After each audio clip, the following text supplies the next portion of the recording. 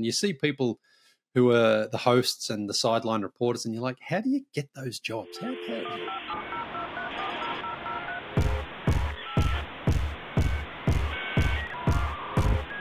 Welcome to a very solid episode of Log Off. Everyone has an internet story to tell, and today we're getting Leigh Ellis's. Leigh is many things: a prolific and pioneering podcaster, an international man of mystery, a former member of one of my favorite NBA media teams, the Basketball Jones / the Starters / No Dunks. He might be the reason Steph Curry won his first NBA three-point contest, and he seems to have cracked the code when it comes to living a very fulfilling life while also being an internet person. A little over a year ago, Leigh left his cozy podcasting seat to pursue an international pickup tour with the goal of playing 20 pickup basketball games in 20 cities across 20 different countries. I'm excited to talk to him about that experience, the fun ways he's documenting it for fans, and how the internet has impacted his journey from young Australian NBA superfan to globetrotting hooper and everything in between. So Leigh, let's start the podcast the way we always do. At the beginning, what is your earliest internet memory? Wow, that's a great question. I think it starts probably about 1998 when I first left home to actually go backpacking, which is where I started this whole journey of where I am now. I moved to London, and people had the internet at a little bit at sort of work, but no one really had it at home. We had the intranet at the place I worked, which was a freight forwarding company. So you could email people around the world, but you couldn't really access the internet where I worked anyway. So when I decided to go backpacking as a 22-year-old, internet cafes were everywhere in London. So I got my own Hotmail address, which I still have actually. But of course, we didn't have smartphones then either. So you had to go to these internet cafes, which were like probably about £3 or £4 for half an hour of internet. So you'd go in there and scramble through trying to do all the things you could do in that short time. But I worked at a hotel, and we had a hack because one of the girls who worked in the hotel, she actually worked at the internet cafe as well, which was actually the basement of a coffee shop. And we would go in there, and she would actually give all the people who worked at the hotel kind of either free or very, very cheap internet. So it was, I think after a while they figured out, they were like, man, we're getting so many people down here for the internet, but we're not making money off it. I think they figured it out and they got rid of her after probably 6 months or so. But yeah, it's crazy when you think about it, just what the internet was like back then, because I remember, people, not everyone even had email addresses, but when I would go traveling after, say, a trip, you would write a big email, just a big group email with anyone's email address that you had, and send that out to people. And that was how we communicated with each other. I don't even really remember attaching photos in those first emails. It was just a big, long story. So it was kind of crazy to think about it, how different things were back then, and how sometimes, you would go 3 or 4 days easily without checking your emails and checking the internet, and then you would go into the cafe and hopefully get a free half an hour, and it was pretty crazy to think. Yeah, you used to have to go seek out your email. Now it just hits you like right as a notification, or you like can't escape it at all. Oh, that's right. I mean, now anytime you turn your phone on, you get bombarded with some sort of notification from one of the 8,000 apps that we all have on our phone, and you try to turn them off, you try to deflect them, but they keep popping up. But it was also crazy when you would go traveling, around parts of Europe, and in the city that you would stay in, if you're staying in a hostel or a cheap accommodation, you would always try to find the internet cafe as soon as you could, because you're like, where is it? And would it be dial up? What were the rates there? And I mean, dial-up's the craziest thing, really, when you think about it. It's like you would go into a place sometimes and it'd take 5 minutes to log in just to your Hotmail. You couldn't send an email because it was so slow. And then your time would count. You'd see your time ticking over there, and the really advanced internet cafes would just shut your computer down after your half an hour, so you couldn't even log out sometimes of your accounts. But yeah, it's funny. I mean, that feels sometimes like it was 25 years ago. Sometimes it feels like it just wasn't that long ago either. That's so true. It sounds like you were mostly using that time to communicate, check your email, stay in touch with people. Were there websites or things you were consuming when you were logging on to those cafes? Well, I guess it was, I grew up in Australia, and the Australian Football League is what I follow, the AFL. I'm from Melbourne, which is where the AFL is based. And that was my big sport. When you're in Melbourne, you can't escape the Australian rules. And so I would go in to see the scores and who was winning and things like that. That was probably my main website, because you weren't booking flights and things like that at that point. You weren't really doing, you certainly weren't doing banking and things like that either. I mean, phone banking was a bit of a thing then, but no one was really doing it. It was more just kind of just generally surfing around. I guess there was a few travel websites. There was one called Travelers Point that I used to go and check out, which is still active today, because you used to get really good rates on hotels and things like that. But that was actually probably not for a couple of years after anyway. But yeah, it was more just generally sort of like, oh wow, like you can sort of type in anything and try to find a website or find something. But it wasn't like it is now, where obviously with social media and things like that, you went to sort of check and see, who was posting what and where people were. It was more just a bit of the Wild West of discovering what was online and what you could access. You mentioned Australian rules football was kind of your obsession, but you also have an encyclopedic knowledge of 80s and 90s NBA players and things like that as far as basketball goes. How did you come across the NBA, and how did you access it back then? Well, I don't think the NBA even had a website until maybe 1999, if I remember correctly. So, I probably knew about it, but that was actually a transitional period in my life from the NBA and Australian rules football into Premier League soccer and Champions League soccer as well, because I liked soccer, but it wasn't until I lived in London that I really got into it and I really understood just how awesome the game is. And it was also coincided that year with a couple of things. Michael Jordan had retired for the second time and he wasn't coming back. And the NBA, lockout strike of 98, 99 had happened. So there was no NBA to follow. And it just happened to intertwine with Manchester United going on this incredible historic run to win the treble, which was winning the Premier League, the FA Cup and the Champions League. And the Champions League run that they had was incredible. They were down against Juventus in the quarterfinals. They were down against Inter Milan in the other semi-final as well. And then in the final against Bayern Munich, they were down 1-0 early on. Basically, Bayern Munich had the game wrapped up, was injury time, and Man United scored 2 goals in the final, probably 45 seconds to steal the game from Bayern Munich. And so that, to be in England and watching Manchester United do that, I was in London, not Manchester, but just seeing the country get behind the team, it was impossible to not get caught up in it and to not fall in love immediately with soccer. And so, that period in my life, I did turn away from the NBA. I didn't really get back into it until I moved to Toronto a couple of years later.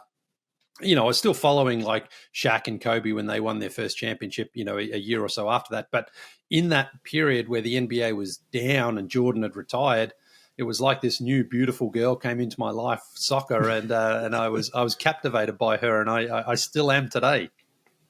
I was going to ask, you still keep up with all 3 of those sports, or can you rank them?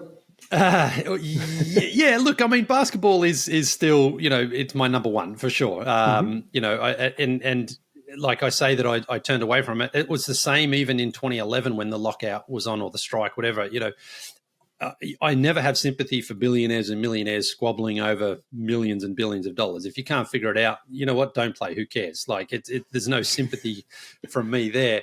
But as far as ranking them, I mean, look, we just saw Lionel Messi win the World Cup a year ago. And I think anybody who has an interest in sport sees just what it meant to him and to Argentina, and the comparisons being made by people to him, to, of course, Maradona, who won it in 86. I mean, so each sport has this, incredibly special part of my life. And as growing up in Australia, growing up in Melbourne, Australian rules football was always going to be a huge part of my life. But you also realise that's very much localised to Australia. There's no real interest in the Australian League outside of Australia, whereas basketball and soccer have enormous global appeal and really are probably 1 and 2 in the world in terms of participation. And, so I think in that sense, there's way more international appeal to the 2 other games. But I think where you grow up, everyone has a bias to where they grow up. I mean, everyone's like, my childhood was the best and the town I grew up in was the best. And,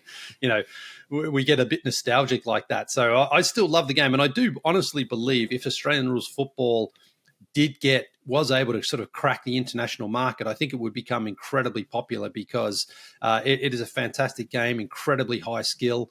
It's just, you're trying to compete with American football or soccer, and there's just no way that you can steal eyeballs from those games outside of Europe and America. I mean, Americans and Europeans who have been to Australia, I'm convinced, have loved the game. But, again, there's so many sports and so much activity on, especially in this country. There's just no room for another sport to really try to come in and make a dent in the big four sports here. And really, I mean, there's more than four when you throw in golf and the Olympics and tennis and things like that. When you started in Australia, then it was England, and eventually ended up in North America. Were there any other stops in there that I missed? And how did you get that kind of wanderlust and travel bug? It seems like you're just always on the move. Yeah, well, look, I grew up with my dad is from Australia, but my mum was English. My dad met mum in England, and so even from a very young age, in fact, probably my first childhood memory was when I had my 5th birthday in London, because we went over for my first international trip, and I can still remember the flight. Parts of the flight anyway, from Melbourne to London, because back then it wasn't like you do one stop in Asia and then you're in London. We did like 3 or 4 stops to get there. It was like a 40-hour journey. And this was when smoking was still allowed on the plane. And the reason I remember that, because where Mum and I sat, we sat in the last row of the non-smoking section. The row behind us, you're allowed to smoke, which is like it's like having that's not going to travel. Exactly, yeah. And when you're jammed in those planes for 8 to 10 hours at a time. And I remember Mum just like coughing and just like, this, she just hated it. So I remember that. Anyway, and we went via like Kuala Lumpur and Bahrain and somewhere else, and we finally made it to London. Now I was, 4 or 5 years old, so kids don't really suffer the same way parents do. But Mum, I remember, got off the plane and was just like, she needed a shower and she just wanted to, clean herself up. So, I think it was a part of my life very early on, traveling and exploring. And I'm very fortunate to have done that because, not many people do get to experience that as a kid. I went to Disneyland when I was 5 years old. You sort of think everyone does that, but you realize as you get older that not everybody does that. So I think my parents planted that seed early on. And when, growing up in Australia, it's a great country to grow up in. It's a great place. I had a lot of friends. I had a good job. I had my family there. But there was a part of me that there was an itch that needed to be scratched when I was in my late teens, early 20s. And I originally remember when I said, I'm going to London, I'm going backpacking, I'm going to travel around. On the outside, I was very outspoken about what I was going to do. But on the inside, I was like, but this is the first time I'm doing it without my parents and without my, without any support. And so I was I was like, there's no way I'm going to last. I'm going to get homesick and I'm going to come back to Australia. And the first probably month to 6 weeks that I did travel, I was pretty homesick. I was like, I don't think I can handle this. But then something happened, and again, going back to the Manchester United run, it was to do with that. I would go to a pub and I'd meet people, we'd watch the game, and you'd start to feel like, okay, this is actually a lot of fun. Drinking beers on a Tuesday night, watching great football games, and I had no kids, no mortgage, I had no real, there was nothing preventing me from just living it up and partying. And so I think that's where I realized that, like, okay, I can make this happen. And I didn't know exactly how it was going to work out, but I remember just feeling, once you're in a situation like that, people say, oh man, I had the best weekend in Amsterdam, I had the best weekend in Barcelona, and you're like, oh, I can do that. That's easy to do. I'm not coming from Australia to try to go to Barcelona for 2 or 3 nights. I'm here in London. It's an easy flight down there. You can go for a weekend. You can have a party and have a great time. And that becomes really, really hard to turn away from after a while when you realize, like, everything's close. Like, New York City was a place I desperately wanted to go to from when I was in Australia. But from Melbourne to New York, one of the longest, commutes you could possibly have, because it's 15 hours to Los Angeles from Melbourne, and then it's another 5 or 6 or whatever to New York, and it's a full day, and it's, the opposite seasons. And so I never went. I really wanted to go to New York for the final episode of Seinfeld. I was a big Seinfeld fan, and I was like, I've got to go to Times Square and watch it. But the airfare from at that time in 1998 was, it was like $3,000. And I'm like, how am I going to do it? So I couldn't. Anyway, once I'd moved to London, and it was like, you fly to New York for like £250 on British Airways or Virgin. I'm like, you're kidding me, aren't you? So, one of the first trips I made was to New York City, and it was, I was in Times Square. I remember reverse charging the calls to mum and dad in Australia, like, yeah, I'm in Times Square. They're like we're glad to hear from you, but only reverse charges if it's an emergency or something. Yeah, mum, this is great.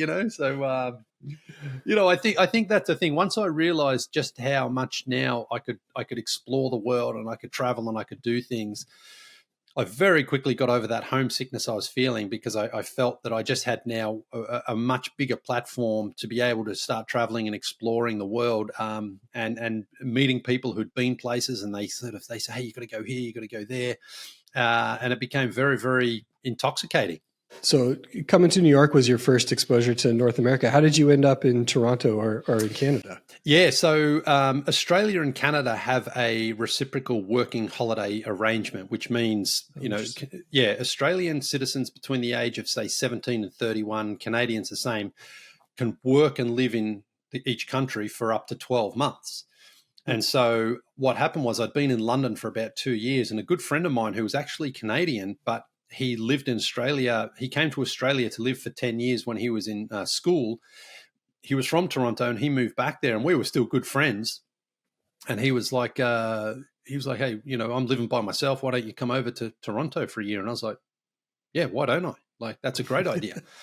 And so I applied, and I got the visa, and then I went and lived in Toronto for a year. And I fell in love with Toronto immediately. Like, I had this idea, this perception that Toronto was like, it's probably not much different to an American city. I just, you just assume that.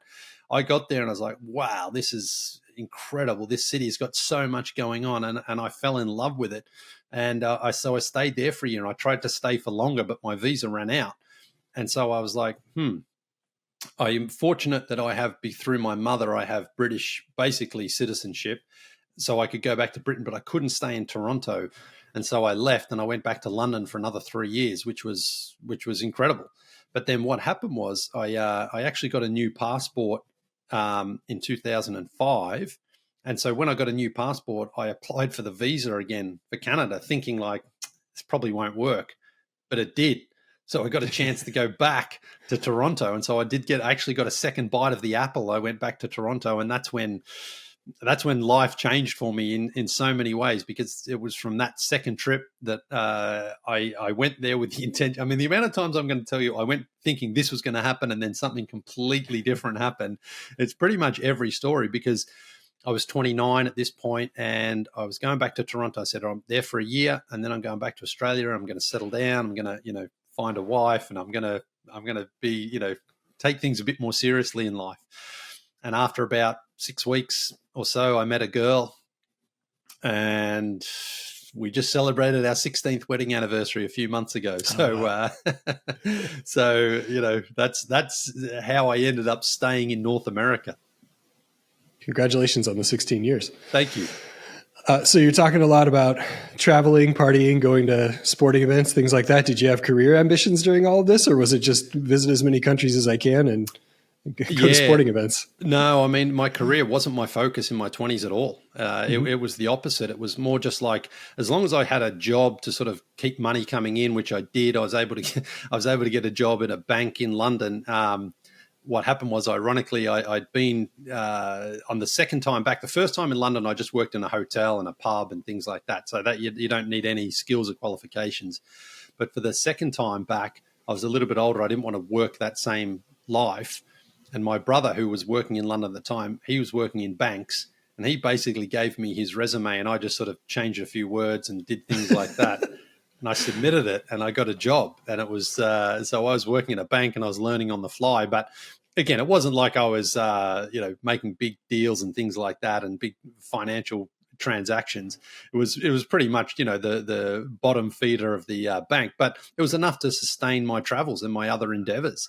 And so that was what made it great. I was like, as long as I've got money to travel, I did. And I went to, places like Russia and in the Middle East and Scandinavia, South America, all over Europe. A couple of times went back to Australia just for visits. So that sustain me in my 20s. But then once I got married and once I hit my 30s, I realized I needed to focus a little more on a career. And this is where my wife, she's the most incredible person I've ever met, because, I watched basketball as in, watching the Raptors every night, and I was following the NBA closely. And you see people who are the hosts and the sideline reporters, and you're like, how do you get those jobs? How I never see them advertised. I never see anyone like, hey, tryouts for this job or this role.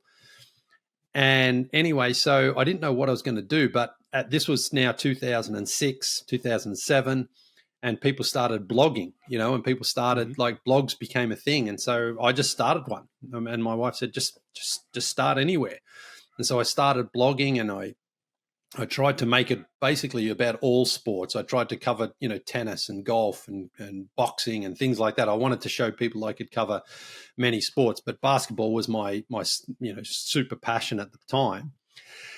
And then what happened was, in Toronto, there was a sports journalism school that opened. It only opened in, I think, 2000 and I'm losing the years a little bit now as it goes on, but I think it was 2008 that it opened, and they were taking students. And so my wife was like, well, that's perfect. You can go and learn and maybe get a foot in the door for the business. And so I went, and the application, they wanted people to apply. So they did a few screen tests and things like that. And I passed all those, and they said, we're going to offer you a place. And I said, oh, this is great. And then they said, it's $17,000 a year.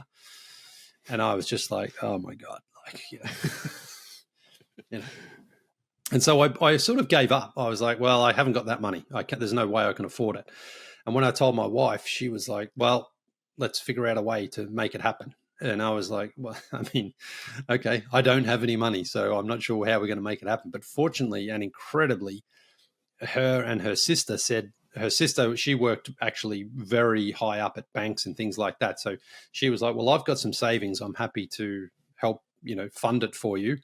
If we work out a system so that when you are in a position to pay me back, you pay me back. And I was like, I've only been married at this point for a year, and I'm already taking money off my in-laws. And not just like $1,000 either. I mean, you didn't pay $70,000 up front. It was installments and things like that. So it was a little bit at a time. And eventually, so I went and I started doing the school, and I picked up an internship at The Score, which is an all sports TV network in Toronto. It doesn't exist as it did then anymore. It's now just an online app. I think it's even gambling now as well, predominantly. But anyway, and so I got an internship, and after doing the internship for about 9 months, they offered me a full-time role after I'd completed 1 year of the school. And so I was like, okay, yep, I'll take it. I'll accept it, because it was, a way of generating some money and getting me in the door. And I was honestly happy to do anything. I was like, finally, I've got a chance here to crack into the sports world and do whatever I could. But I tried to do anything and everything. The great thing about The Score, it was trying to compete with the big networks of Sportsnet and TSN in Toronto. And so they were always open to new ideas and new opportunities. And I tried my very best to get any in any sort of field I could. And so I was on the in the web department, and this was still when sports networks were still mainly focused on TV. They weren't really focused on the web, but they were trying to build it up. And so I just offered to do anything to produce any content I could. And so when there was the smaller sporting events in the city, like motor racing, boxing, golf, tennis, things like that, not the big major tournaments, but the smaller ones, I said, I'll go along and I'll shoot some stuff and I'll try to get an interview or whatever. And my boss at the time was like, yep, just we'll get you a credential. You can do whatever you can to get that content. And so I did. And then what happened was, by doing that, it opened up a few other opportunities, because, the Blue Jays during the baseball season, they were never good when I was in Toronto. So halfway through the season, the main reporters kind of didn't want to go down anymore, because it was like the Blue Jays are like, 30 and 80 or whatever. And so they had, it was hard for them because they couldn't get any more stories and the team just sucked. But I saw it as an opportunity to get some real experience. And so I said, hey, I'll go any game, Sunday afternoon, Friday night, I don't care. Like my wife and I were married. We didn't have any kids. and she was, again, very supportive of it. And so I went down, and what happened was the Yankees were in town. That's a good thing about the Blue Jays, that are in the same division as the Yankees and the Red Sox. Right. And when the Yankees came to town, I was like, well, I'm not just going to hold the mic in a scrum and say, hey, what happened in the third innings and things like that. I'm going to see if I can get something out of it. And so I went to the Yankees PR and I said, I'm doing a feature on Joe Girardi. I was wondering if I could, he was the new coach at the time. I said, I was just wondering if I could get a couple of minutes with him and maybe Derek Jeter and Andy Pettit and Jorge Posada. And the PR guys like looked at me just like, you can ask him yourself, Yeah. And I was like, okay. And what happened was they came out for batting practice, and I walked into that like dugout, and I went up to Derek Jeter straight away, and I stuck my hand out and said, "Oh, Derek Jeter, Leah's when I'm just, like just rambling," and he looked up at me, and it felt like the entire Yankees, staff was just, their eyes were on me, and I felt like a little snail there. And I had my hand out, and he looked at it, and he shook my hand. His hand was huge. It sort of swallowed my hand. And he said, yeah, all right, just give me a minute. And I was like, okay. And then anyway, so I ended up getting this whole feature that ran on Joe Girardi, and it ran on the Score, and it was awesome. And the people at the Score were like, how'd you get Derek Jeter one-on-one? And I was like, I just asked him. I didn't. It just goes to show it doesn't hurt to ask, right? Just go for it. You just, honestly, that's the biggest lesson I think I've learned in life is if you ask the question, if you're prepared to accept no or being ignored, then yeah, you may as well ask for it, because the amount of times I have been ignored and the amount of times I have been told no or just brushed off, they're all worth it when you get that Derek Jeter. It's because all of a sudden then, people are like, well, I guess you showed that you're prepared to do it. And what happened from that was, then it gave me a lot more credibility when I would ask for other credentials for games. And what happened was, later that season, the Lakers were playing the Raptors, and it was on a Sunday afternoon. And the main reporter, this is still kind of bizarre to me. The main reporter's like, it was a Sunday, I'm not doing it. I'm like, it's the Lakers. Like, who cares? I would do it on Christmas Day. There's not a scenario where if I got a chance to do a Lakers game, I would turn it down. There's just not. And what happened was, that game, the Raptors won, but Kobe missed a shot with 1 second to go that just rimmed out. Would have been an incredible game winner. And after the game, my job was like, just go and get some sound from the locker room. Okay. As much as I got Jeter, getting Kobe was a whole different thing. You weren't going to get Derek Jeter we weren't going to get Kobe one-on-one. Anyway, after the game, Kobe took forever to shower and dress, as he does. Like most of those stars like to keep the media waiting, because they're like, I'll take as long as I want. And I just happened to be standing at Kobe's, cubicle there, or his locker room, his area. And he came walking out, and because it'd taken so long, some of the other media had sort of, they were on their phone or they were distracted. And anyway, the next thing I know, Kobe turns around and he's looking right at me, and all of a sudden the media just swarms around. And I tried to be respectful of the other, especially the Los Angeles media, who I thought, these guys travel, you let those lead reporters get their first questions in.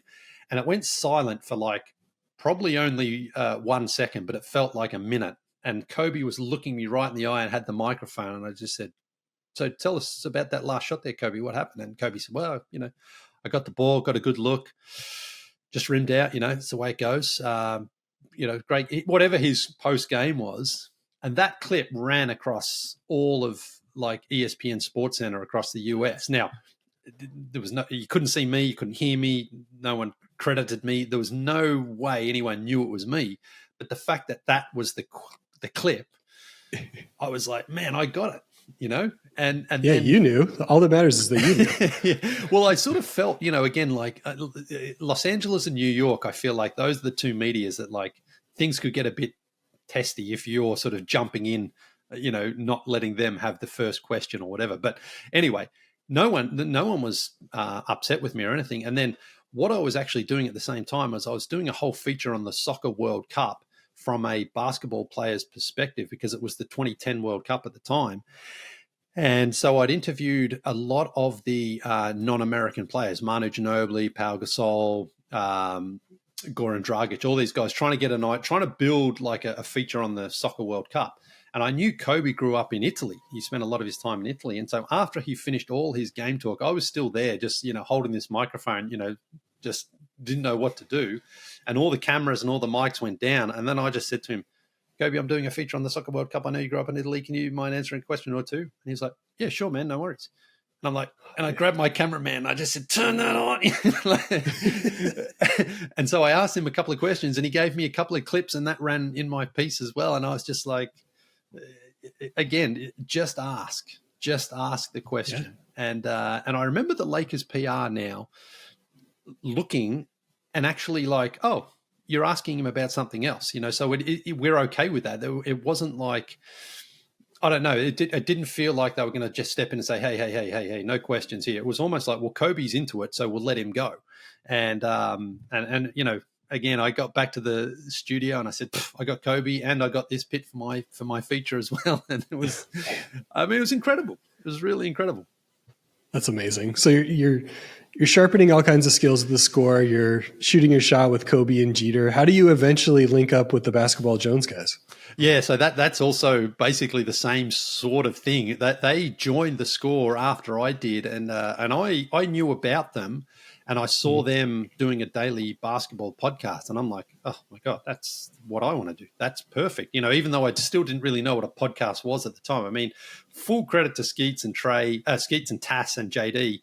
Trey obviously came along a little later, but they were on the podcast game before anyone else. And they were really ahead of the game. I think I've said this before. If you had a 6 degrees of separation on almost any podcast in the world, I think someone would say, well, I started when I saw these guys and I saw what they were doing and then they made it to NBA TV. I mean, I truly believe that because, they had a podcast before people even knew how to download a podcast, how to do anything with it. And they've had it for so long that I remember downloading it on my computer, moving it to my phone or maybe even an iPod, and then listening to it that way. It wasn't like today where you just like stream it wherever you're at. Well, that's right. Exactly. You'd have to sort of move it to your iPod, to listen to, which now very convenient. That doesn't even exist anymore. Like kids will never know. They'll say, "What? What do you mean you move? Exactly. Like, why didn't you just listen to it?" But might as well have been burning it on a CD and putting it in on your car. Exactly. Yeah. And so those guys were on a different floor at the score where I worked. They wasn't like we were sitting opposite each other on the desk. And I was like, I gotta let these guys know that, I want to do this. And so I would strategically walk past their office and, hey guys, I love the show. I love the bit you did about this. And, I see the Raptors last night, trying to sort of show them, hey, I'm interested in basketball. I know a bit and I'd love to help out. And I started talking to JD mostly because at the end of the workday, he was always putting together videos and doing things like that when the other guys had left. And I remember saying to him one time, I said, hey, man, if you ever need help on any of those shoots, let me know. I didn't say to him, like, I don't really know how to shoot. I don't really know. But hey, I can come along. I'm an extra pair of hands if you need it. And at one time he took me up on that and we shot a feature. And then ironically, my big break came during the lockout in 2011 when the guys who were doing a daily basketball podcast had no NBA to talk about. And so they somehow, I still don't know how they did it, but they were able to convince the bosses of the score to send them around America to do this no season required tour, which you may or may not be familiar with, but it was like 9 podcasts in 9 different cities. Yeah. And I was like, how is this? Anyway, what happened was my wife and I had been to Australia and we just found out we were pregnant with our first child. Or she was pregnant, I should say, not me. But anyway, I got back and I was walking past their office because I hadn't seen them for a few weeks. And I was like, I've got to sort of show my face again. And Matt and JD were there and they were like, hey, what are you doing in November? And I was like, I don't know what. And they said, we're doing this no season required tour. We're going around America for 5 weeks. There's an extra spot. We need someone to sort of basically come and do a few things. Do you want to do it? And I just said, yeah, like straight away. I didn't check with my wife, didn't check with my boss at the time. I just didn't check with your pregnant wife. Yeah, exactly. Now, I also have to clarify, it's not like she was on, giving birth any day. She was only 3 months at the time. So it was a safe time to go in the sense that, like, I wasn't going to miss the birth of our first child. There was just no way that was going to happen. And when I got home, I pitched it to her. I said, "Oh, I've been asked about this." And she was like, "Oh yeah, I mean, it's a great opportunity." I didn't tell her I'd already accepted. And I said, "Yeah, no, I'll talk to them in the next couple of days and I'll see if we can, anyway." And so, yeah, we went on the tour, and it was incredible. And I tried to just do whatever I could to help out. Take some photos, help to organise a few things. Basically, again, help JD. He shot most of the things and produced it, and I tried to do whatever I could to help out. While Skeets, Tass, and Trey were obviously the faces of the show at the time. And that tour was incredible. It was one of the most amazing experiences in my life. Going to cities in the United States that I'd never been to. I mean, I loved Oklahoma City. I loved San Antonio. I'd never been there before, and it was awesome. So Portland and Chicago, places like that I was like, every city. I've often made this comparison as well to people. Like the United States, if you were to sort of break it up, it wouldn't be dissimilar to Europe in the sense that, like, going to New York is completely different to going to Oregon, and the same with Florida and Kentucky and places like that. I mean, it's these states have incredible variety in so many ways, in the food, in the language, in the sports culture and things like that. It's just that it is sort of encapsulated in one big country, so you don't necessarily see the diversity as much as you do across Europe. But yeah, it was an incredible experience. And then after that, we got back. The season was being scheduled to start on Christmas Day, and I started working with the guys full time from that season. And then from there, I feel like it was probably about 2 years that you continued with the Basketball Jones. And then, if I remember correctly, you pretty abruptly announced you were going to pursue a new opportunity, and it was a really big one. Do you want to take us through how that opportunity came up? Yeah, I mean, it sounds like it was abrupt from a public standpoint because we had to keep things so quiet. But we had been talking with NBA TV for probably about 18 months in total. Wow. Yeah, I mean, they Turner had reached an agreement with the NBA to actually basically become a partner in NBA TV. Before that, I think it was shot out of the NBA the NBA store in New York City there on Fifth Avenue. They were running a TV show out of that, and so they realized that couldn't sustain. And so Turner came along, and they needed content, and they liked the podcast. And again, we were more or less the only real podcast still. I mean, there was a few, but certainly not a daily podcast. And so they liked the content that we were doing. And it was, like, do you guys want to come to Atlanta and do it as a TV show? And I mean, you're like, of course, but it's not that easy as well, because getting visas and upping families with kids and things like that, it wasn't an easy decision. But everyone, all the families, again, the wives at the time, were all very supportive. Everyone was like, yep, we've got to do this. But it was more just from me. I was like, how am I going to get a visa for America? Because you need, the paperwork, you need the qualifications, the skills, the work experience. And I had none of that. So the lawyers managed to, make something out of a case for all of us. And I think mine was the strongest, or the hardest, I should say, because I just had no real professional journalistic or, media background. But they were able to do it. And we got, I know one of the pieces of evidence they used was a blog. I was interviewed for a blog for an Australian basketball podcast, or an Australian basketball blog. It was basically just two guys who were just like, hey, basketball fans. But they used that to show my international sort of appeal. I didn't care. It worked. So, yeah, then we started in 2013. So 10 years ago this season, which is incredible. I mean, that's like, feels, again, like it was last week in some ways. And it was funny, I got so many people from Australia and other friends around the world who said, oh, man, you've made it. You're on NBA TV. And I was like, it feels the opposite, though. It feels the opposite of making it. It feels like I now have to perform every single day. Like it looks glamorous. Oh, you're on NBA TV. Well, boom, that's easy. But really it was like, man, I the first 6 months and the first full season, I think for all of us, was really rough because we didn't know what we were doing. And, you're on TV, so you feel you have to reach a certain level of professionalism and expertise, and you couldn't afford any blubs or flubs or anything like that. And I remember thinking like, oh my God, I'm going to get fired for sure. Like I just, you just feel that. You think this is an opportunity that's too good to be true, and I'm not nailing it. And it was rough that first year. So all of us were feeling pretty anxious. And then we went to Vegas for Summer League at the end of that season. And we decided at Summer League to do the show a little bit shorter, half an hour instead. Like, let's just get key points. We were doing an hour long every day in that first year, which is, you just run out of things to talk about. I remember one of the segments was debating John Schumann's power rankings. And, respect to John, he puts in such incredible work for those. He's so knowledgeable. But it was also like, how are we going to fill 10 minutes talking about power rankings, But we did. And so after that first season, when we came back for the second season, the shows were only half an hour. And that was much better. They were higher energy. They were just better. And it was so much more fun once we got that first year out of the way and started to find our groove a little bit.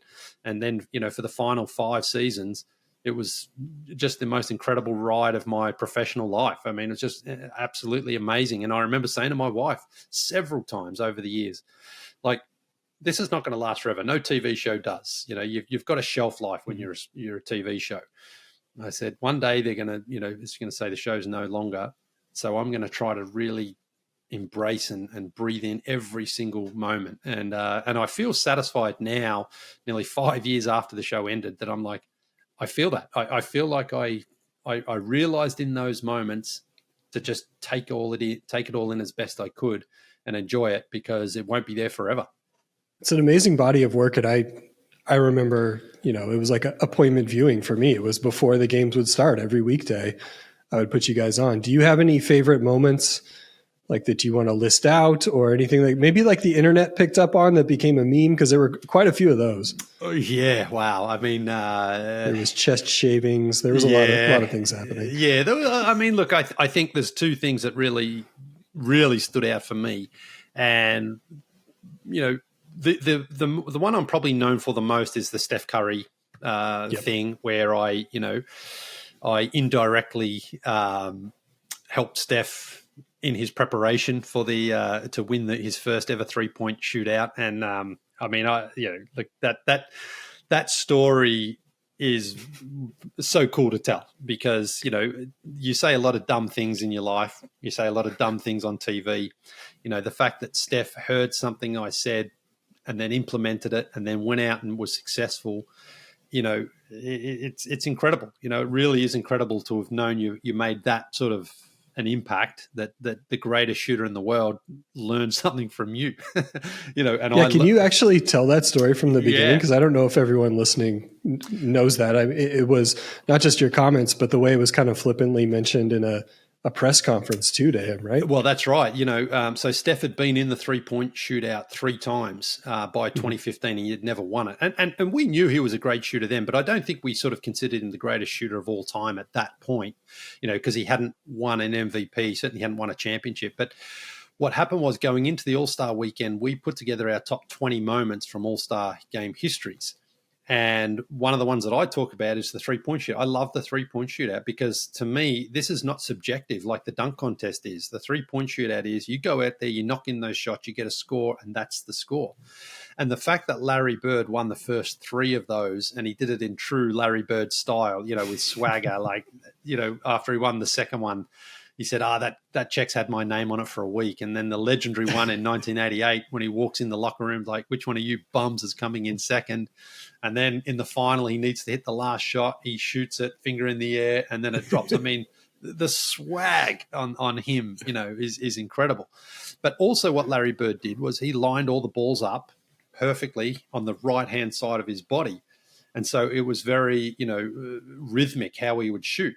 And I pointed that out, and I said that, I think Craig Hodges did the same thing. And so I said, I think it makes a difference, because shooters, that's closer to catch and shoot than I think pulling it from this side of your body. And so anyway, I didn't think anything of it. We did the show, and then on the Saturday night, we were actually back at the hotel after the 3-point shootout and the dunk contest. And all of a sudden, my phone, I started getting messages like, "Oh my God, did you hear what Steph said? You know, you helped him win the shootout and stuff." And I'm reading my phone, and I'm like, "What's going on?" And then someone shared the clip of the press conference where someone said to Steph, "Hey, you haven't won this thing in your first 3 tries. What was the difference?" And that was when he referenced, I watched NBA TV, I heard them talk about this, and I went out there and I tried it, and I guess that was the difference. Now, same thing, he didn't say my name, he didn't say the TV show, but it was pretty obvious that's what it was. And I was just like, oh my God, I mean, this is mind-blowing stuff. And so, that to me was just one of the most like crazy moments in my life. And I think about it at the time, and I just think like how I couldn't quite understand and believe what had happened. And I also, I haven't done this, but I need to find out who the reporter was, because if the reporter had never asked that question, then Steph would never have said it, and we would never have known it. But he did ask it, he did say it, and it's one of those things that now pretty much every podcast I go on, people sort of refer to it or mention it, because it's obviously a very, very cool thing to talk about. Yeah, you can put that on your resume right next to all your brother's accomplishments, I guess. Exactly. Yeah. I mean, and then a few years later, I got a chance to meet Steph, shoot around with him, talk to him.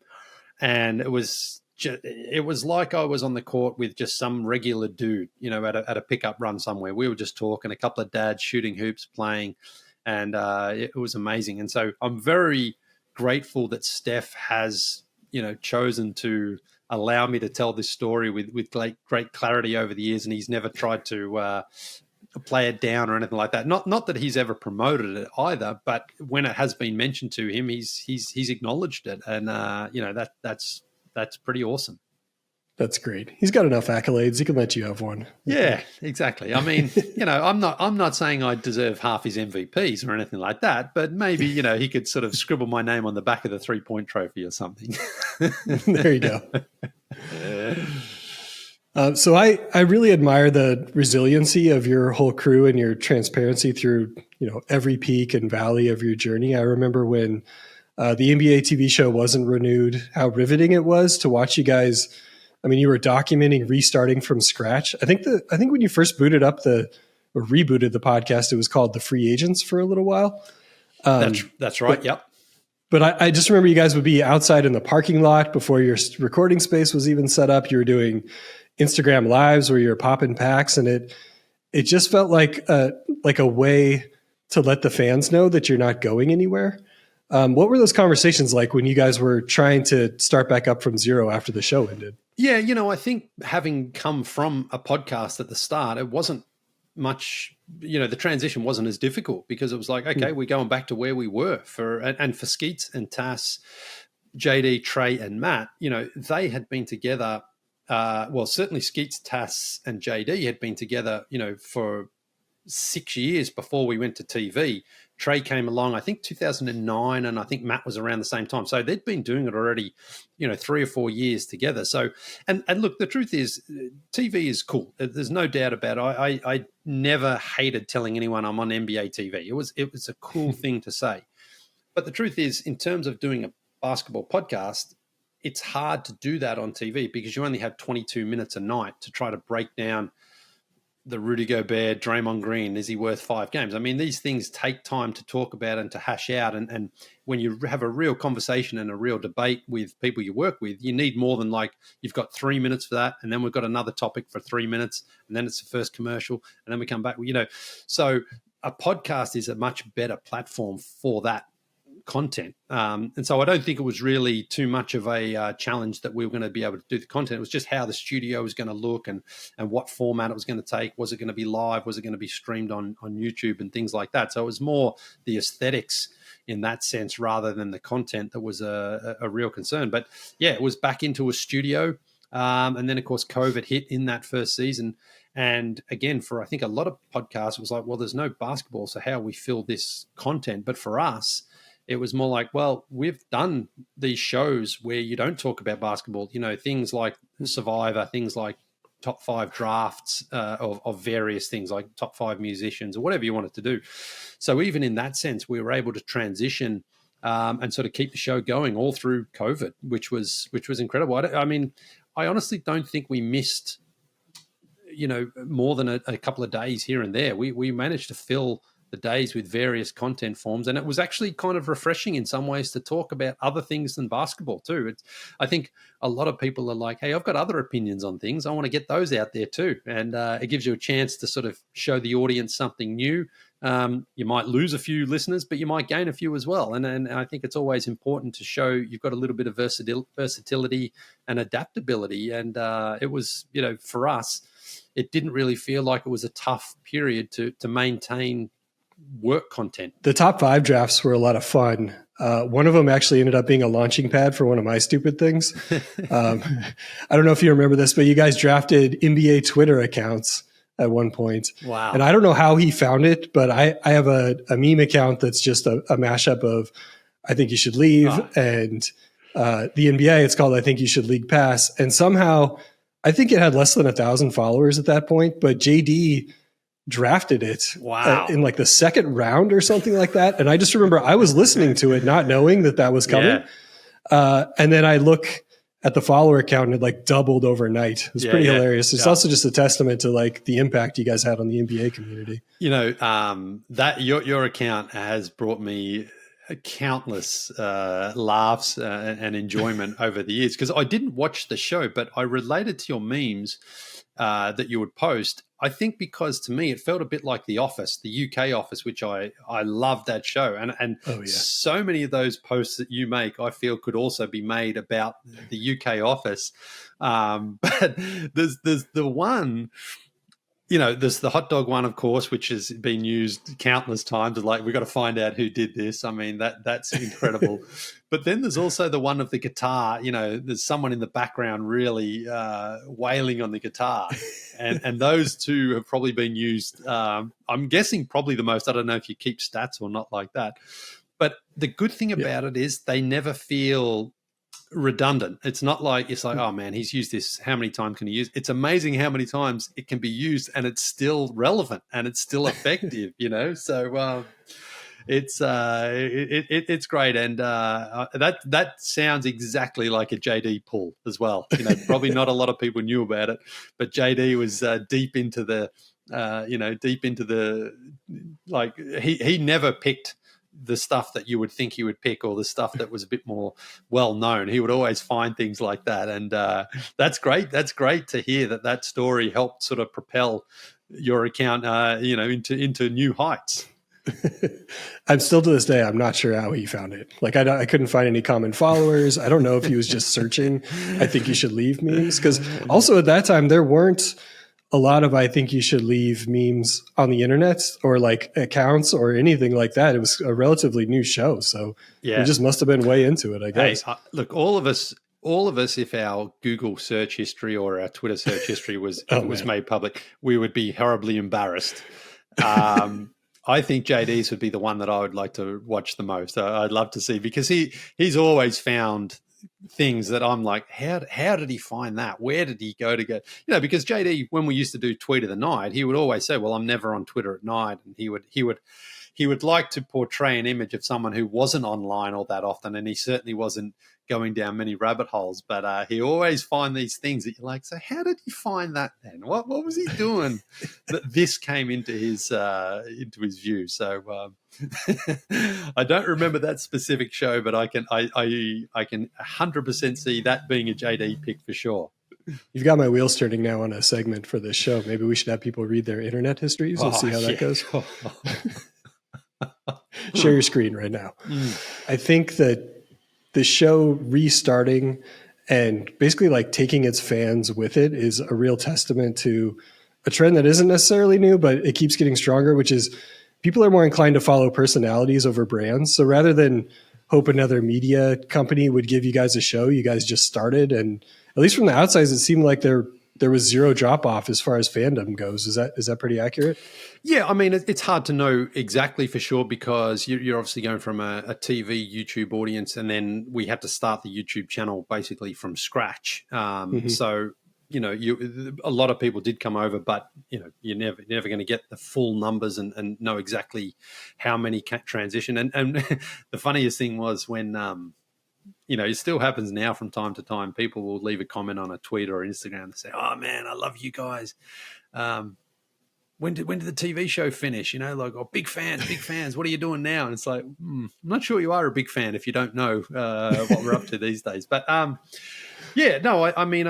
audience is, if it wasn't for the audience, I wouldn't certainly be doing what I'm doing now, and the guys, probably wouldn't be doing the podcast either. We'd never would have been on NBA TV. I mean, it's all about the support of the fans who listen and tune and download and share and comment and contribute to the show that make it what it is, and that's just so important, because for anything in life, especially when it comes to media these days and content, if you don't have an audience and you don't have a show, whatever that is, and as well, I'm sure, anything on Netflix or Amazon, if the audience isn't there, it doesn't matter who the star role, the lead role is, there's no audience and the show gets cancelled. And it could be a show that they've spent $50 million to try to promote and to try to, put into it.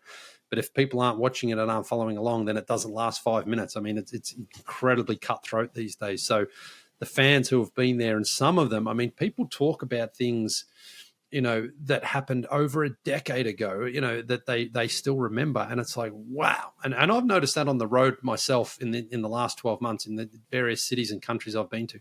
People talk about things that I'm like, oh my God, I cannot remember. I can't possibly believe you can remember that. Like, I can't remember that.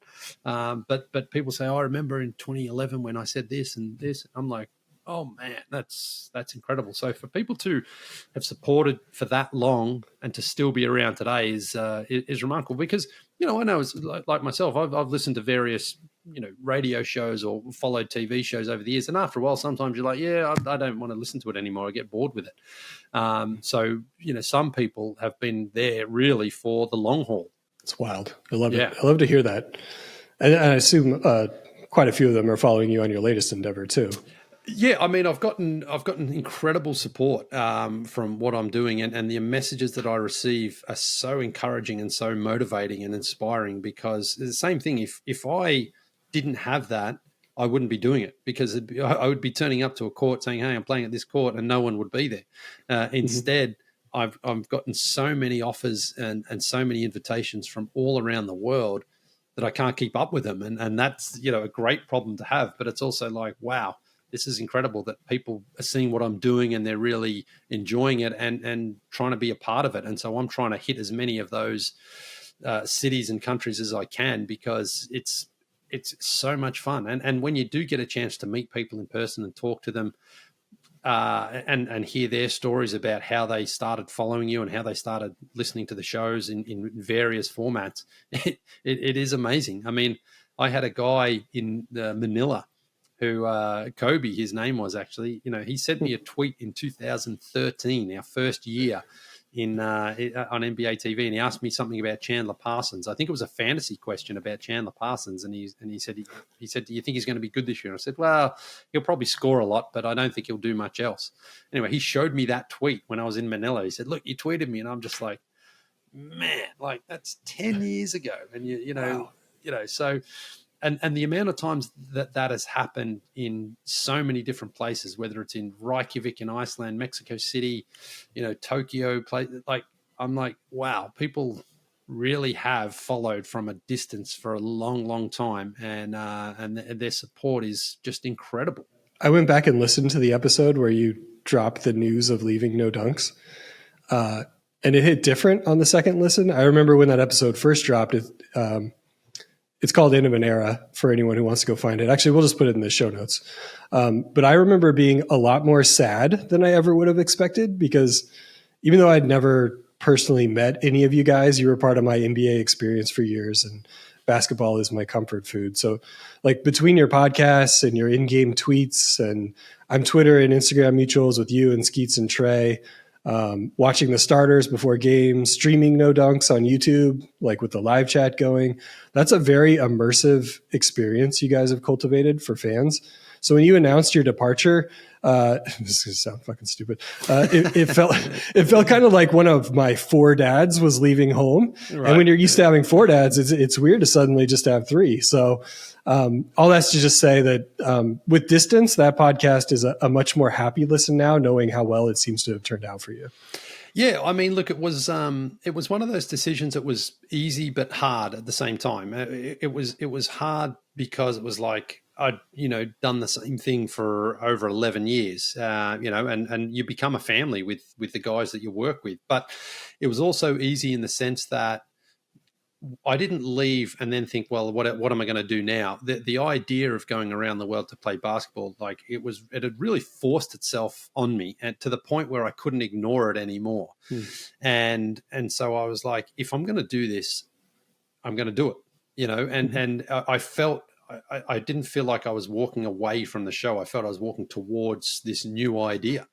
And, going back to what we talked about not long ago here, if I'd said to you 10 years ago, before NBA TV or just at the start of NBA TV, said, listen, Steph Curry, I've got the secret sauce here for him. I'm the guy who's going to help him over the line here. Can you imagine how insane that would have sounded to any, like anyone's like, what, you're delusional, man, as if he's even going to know your name. And so when I left the show and said I was doing this, people were sort of like, oh man, how are you gonna do it? How's it gonna make money? How are you gonna do this? And I said, well, I don't have all the answers, but I shouldn't have all the answers. There's so much of it, just like it was when I left home when I was 22 and when I moved to Canada and England and places like that. It's like, part of me is really about just going and doing it and figuring it out as I go, and knowing that it's not going to fall into place easily and perfectly, but I love that challenge. I love that experience and that feeling of like, I wonder what's going to happen, because something crazy could happen. Again, like with Steph, it could happen. Maybe it will. Who knows? And even if it doesn't, I feel that it's a lot more energizing for me to have this position I'm in now, where I'm like, I don't quite know where it's going to go. I hope I get this to a docuseries on Netflix or Amazon. That's my sort of Everest that I'm trying to get to. And maybe I will, maybe I won't. But there's no way of knowing, and there's certainly no way of it happening if I don't take that first step in the first place and just throw myself into it and see what can come of it. And again, I feel this was not much different from when I first left home. When I was a 22-year-old, I had a comfortable existence. I had my friends. I had a lot of comforts around me. A lot of reasons to not shake things up, because steady, stable job, good friends, knew the city, all those things. And I was in the same position, with the no dunks guys. But it was like that also isn't necessarily the best approach to just play it safe. Sometimes you've just got to go out there, jump into the deep end and see what happens. And for me, some people don't like that feeling of the uncertainty and the unknowing, whereas I actually really welcome it and embrace it, because maybe something crazy could happen here. And there's actually something right now, I can't reveal the details right now, that could be one of those Steph Curry-like situations. And maybe it'll happen, maybe it won't. There's no way of really nailing it for sure. But I've had messages again from some people who have slipped into the DMs, and I read them and I'm like, oh my God, like I can't believe this person has contacted me. And it's like, I say to my wife, like, I need to leverage this. I can't just have this be a message exchange. I want it to be more than that, but how do I do it without asking too much from that person or whatever? And so, a couple of times those things have happened, and that's what really does drive me to keep on going, because I'm like, you just don't know who might be out there watching, who's paying attention, and who's, at one of these runs, maybe someone is going to be there that you just couldn't possibly imagine is going to be there, other than they saw your post about being in a city and they just happen to be there at the same time. And there's things like, it's hard for me. I'm not the sort of person who is good at holding secrets either. I'm like, oh my God, I want to burst and I want to tell everyone, but for fear of maybe scuttling this own plan, I have to keep it quiet for now. But we'll see if it happens. Yeah, don't jinx it on here. No. So that mindset has definitely served you very well. So it's awesome to hear that you're keeping it up. What was it like to break the news to the guys when you were leaving?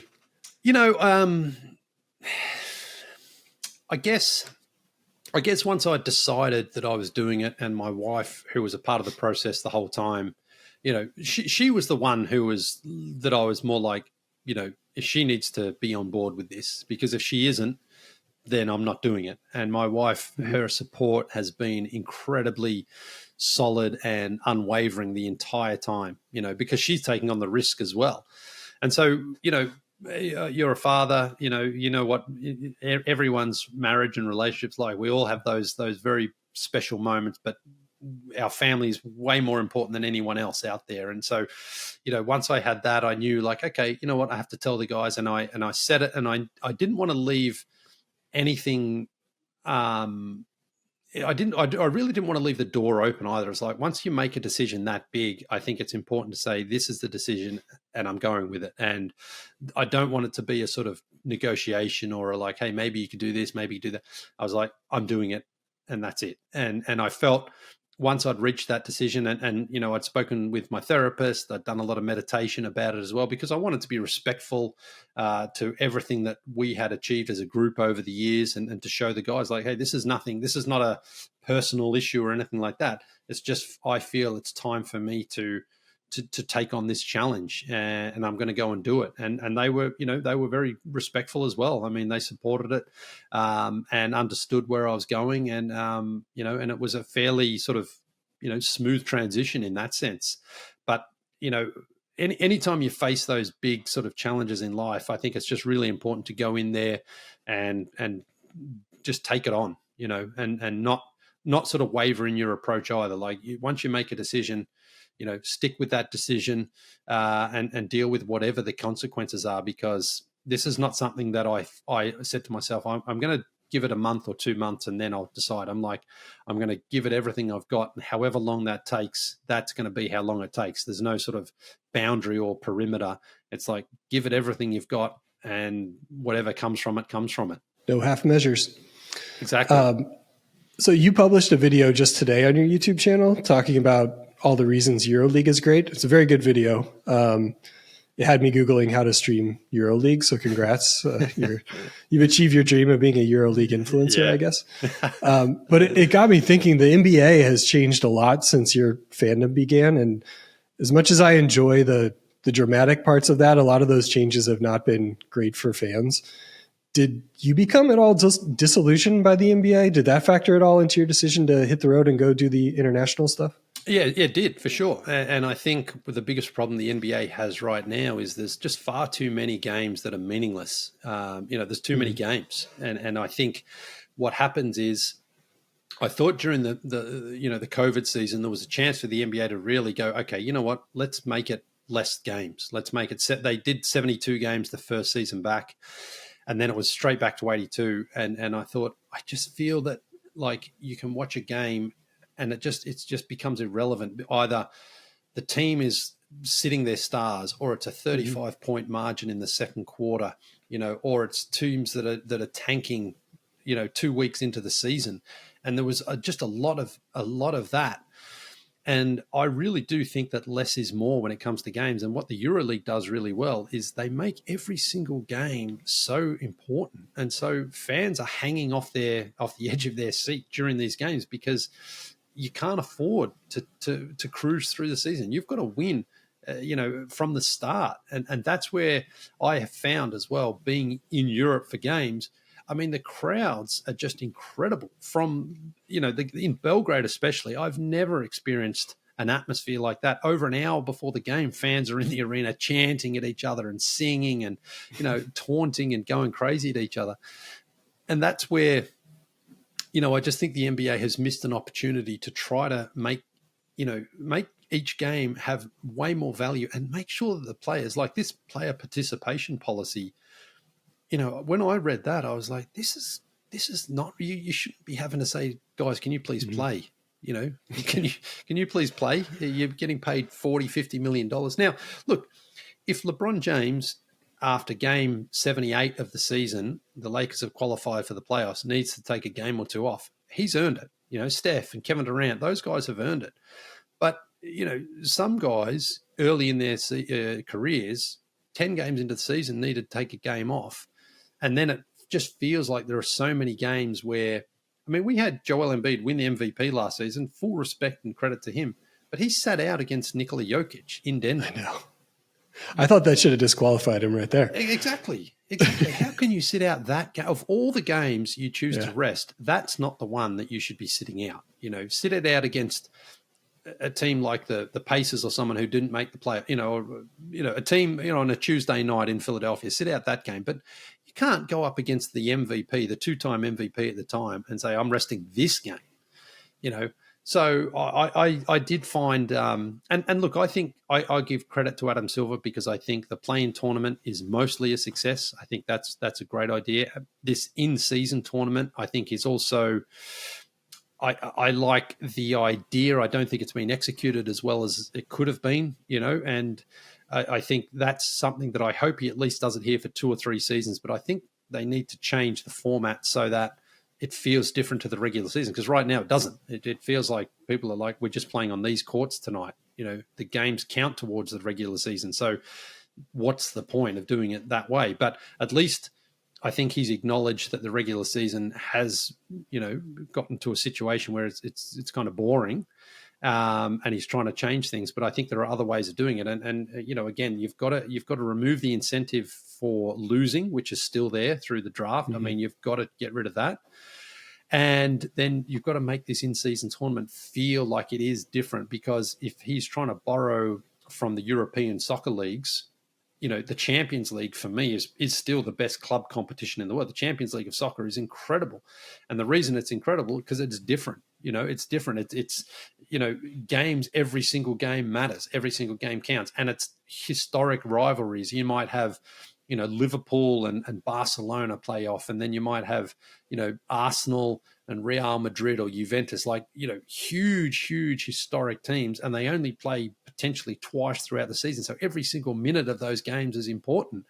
But if the Warriors are playing the Suns in the tournament and then 2 nights later they're playing the Warriors and the Suns in the regular season, I don't think it really has the impact it's supposed to have. So, but again, that's fine. He's trying something different, Adam Silver, and he deserves credit for at least trying things. And most times, the first time you try something, it doesn't really work. It takes a couple of years to get things right. So hopefully they stick with it, but tweak the format in the next couple of seasons. Yeah, that would be good. I feel like it's generating a lot of conversation, which is part of the intent there. I'm just not sure if it's the right conversations that are coming out about it. Like people just clowning on the courts isn't really the press that you're really hoping for. And if the only incentive is money, it's like, right. Well, what's that? That's surely that there's got to be something. And again, I would have in this first season said, all right, whoever wins gets the first pick in the draft. So then, why not? Why not make it go get crazy with it? So teams are like, well, now obviously Wembanyama was drafted this season, but maybe there's a Wembanyama out there, and teams are like, all right, we got to win this thing because we might get the Wembanyama. But if it's just money and the coaches are getting money too, it's like, well, how do the fans feel that's got anything for them in it? Right. Yeah, I feel that's a great call. I think that something that actually affects your franchise for your fans is a great incentive, whether it's draft picks or maybe it's seeding in the playoffs. Like maybe you jump up a spot if you win the tournament. Yeah, something like that. Yeah. It's like you're guaranteed. An extra home court game. Yeah. That makes a lot of sense. But imagine you're a team like the Thunder who, got some good talent right now. They're on the way up. But imagine it's like, man, if we win this and we can get Wembanyama to go next to Holmgren and Josh Giddey and these guys, that's something that our franchise could really use. Whereas if it's just like, the players are going to get, I don't know, $100,000 or $500,000 or whatever. If you're a fan, you're like, okay, but aren't these guys earning like $12 million minimum each anyway? Like you're just throwing more on the pile at this point. Wemby and Chet is a hilarious combo to think about. Man. Sorry, you're just not getting a shot at the rim tonight? Yeah, exactly. And they're just going to be shooting threes all the way down the other end too. Unbelievable. So let's get into the International Pickup Tour. I have to know, of all the numbers you could have picked, how did you land on 20? Well, that was really just to give it some sort of structure at the start, because I was like, am I going to be able to do this? And if so, what's the first target? And it was like, all right, I think 20's 20 is a goal, because I'm like, I can get a couple of sneaky ones in, like maybe Canada and Mexico and Jamaica, cities that are sort of close to me, where I'm like, if I need to just like stat stuff, I can probably do a few of those. But very early on, I had 5 done in the first destination when I went to the Balkans. I in fact stumbled across the very first city in Frankfurt, because I was supposed to fly straight from Atlanta to Slovenia via Frankfurt, but we got delayed out of Atlanta. So I had a 12-hour stopover in Frankfurt. And I was like, all right, Frankfurt it is. And I went to a court, had no idea what was going to happen. And I got some great content out of that. I was really happy. So that sort of ticked off the first one. And then after the first trip, EuroLeague contacted me and they said, "Hey, we see what you're doing. We want to know if you're interested in doing some work with us, and you can sort of play the games as well while you're in the cities." And I was like, "Of course," So that was and that was even more perfect, because they were sending me to places that I'd never been to before, Lithuania and Turkey, and I was like, "Oh, this is amazing." And then on top of that, I got a few other opportunities, like the people in Slam Online in Manila and Titan 22. They said they're having an event out there, and they said, "Would you like to come to Manila?" And I'm like, "Yes, of course." And they said, we'll cover your airfare and your hotel if you want. And I was like, "Boom, let's go, let's do it." And then, similar to Frankfurt, on the way out to Manila, I was supposed to go via South Korea. And there was a typhoon that swept through. So I was at the airport at 1:00 at night for the flight to Seoul. And they started the pre-boarding process. And I'm like, okay, this is great. And then about an hour later, we just hadn't moved. And I'm like, what's going on? It's like 2:00 in the morning now. And they came out and said, there's a typhoon in Seoul. We're not going to Seoul. And I'm like, oh, damn it. Like, this is crazy.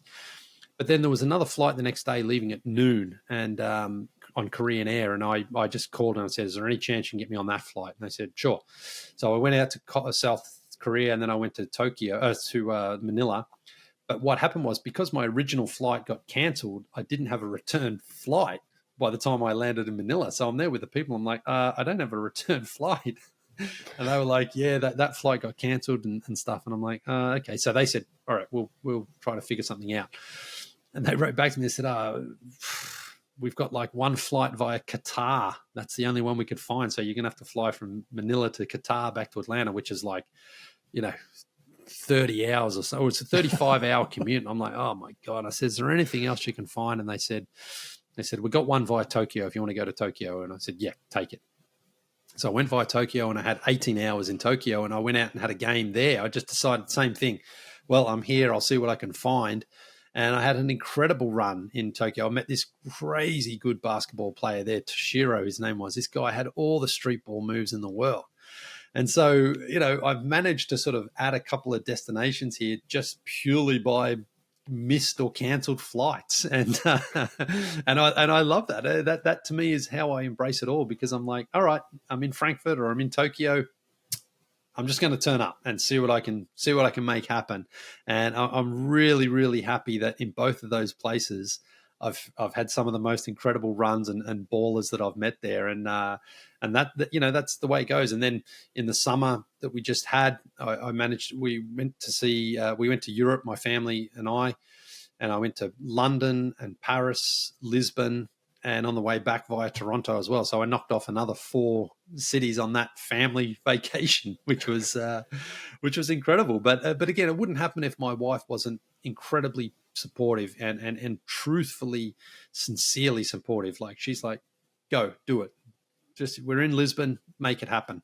So I message a few people on Instagram and Twitter and stuff, and it comes together, and it's awesome. Now, the content isn't always as I would like it to be, because sometimes I'm just holding the phone, or I'm saying to someone else, can you hold the phone? Or I'm giving it to my kids and say, quick, shoot this. And, so it's not perfect, but I just believe that if I am going to turn this into a docu-series, the best way to do that is to just go out and just, do what you can. Just get the content that you can. Hope you're able to turn it into stories that it can resonate with people, and then hopefully someone at some point will see it, like one of the streaming services will see it and go, hey man, we can do something with this, and turn it into a series. So it's an awesome feeling where you're like, I don't quite know where it's going.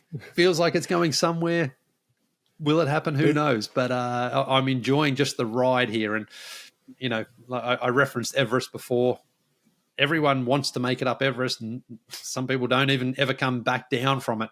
But it doesn't mean you shouldn't try. I think you've always just got to try these things and just see where they can land. Those impulsive or in the moment twists and turns just seem so much more true to the spirit of what you're doing than if you were to just plot out an itinerary for 12 months and hit, point A, point B, point C. Well, I think so many experiences in my life from traveling have been the unplanned and unexpected things, where you just don't know what's going to happen, and you turn up and it's one of the craziest things you can expect or not expect, And so that's what does inspire me as well, where I'm like, you don't always have to know where you're going and what you're doing. Just turn up and see what can happen and see if you can make things happen. And there's been, like in Manila, I was playing at a tenement court there where I really, really wanted to play. I had a game set up on the Monday night.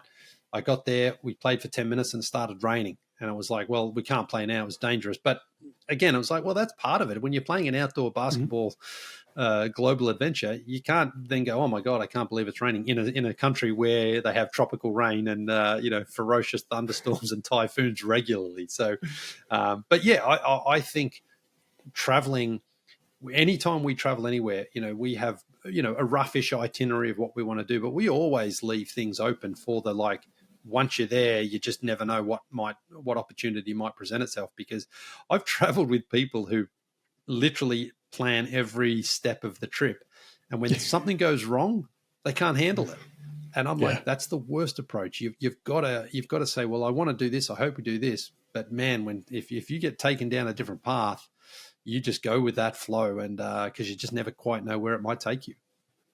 You mentioned the rain. I love that you're doing all outdoor courts. It's just the visuals are just so much better than if you're just to go to a fancy gym or any gym that looks like all the other gyms in the world. Do you have a favorite court that you've played on?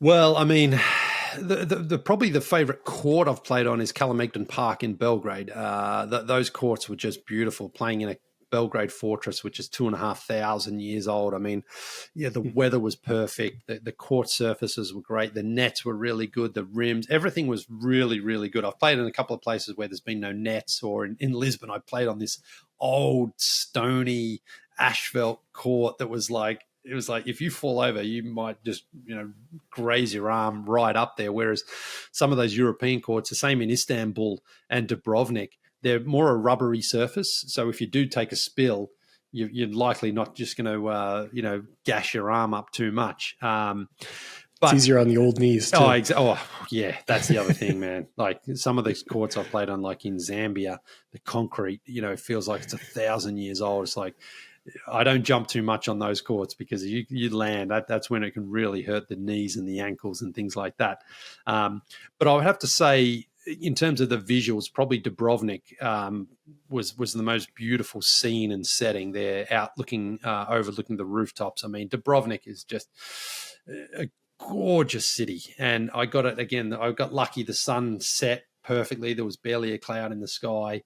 The ironic thing of that run was only 3 people turned up and 2 of them were injured. So, that's also part of it is like, in Toronto, I had probably 70 or 80 people turn up and I was like, how am I going to keep everyone entertained here? But then the opposite in Dubrovnik, like 3 people turned up and 2 of the guys like, I can't play. I'm just here to say hello. And I'm like, okay, well, that's the way it goes. But, I mean, every court that I've been on has offered something unique. The ones I was just playing at in Mexico City recently, they were beautiful, but they were very well designed and painted, but they were concrete. So, and guys are out there taking charges, and I'm like, all right, I'm not that. I'm 3-point line to 3-point line, perimeter defender and a perimeter shooter. That's it. I'm not out here. I don't care if I win or lose, or even if I score. I'm just playing to have fun.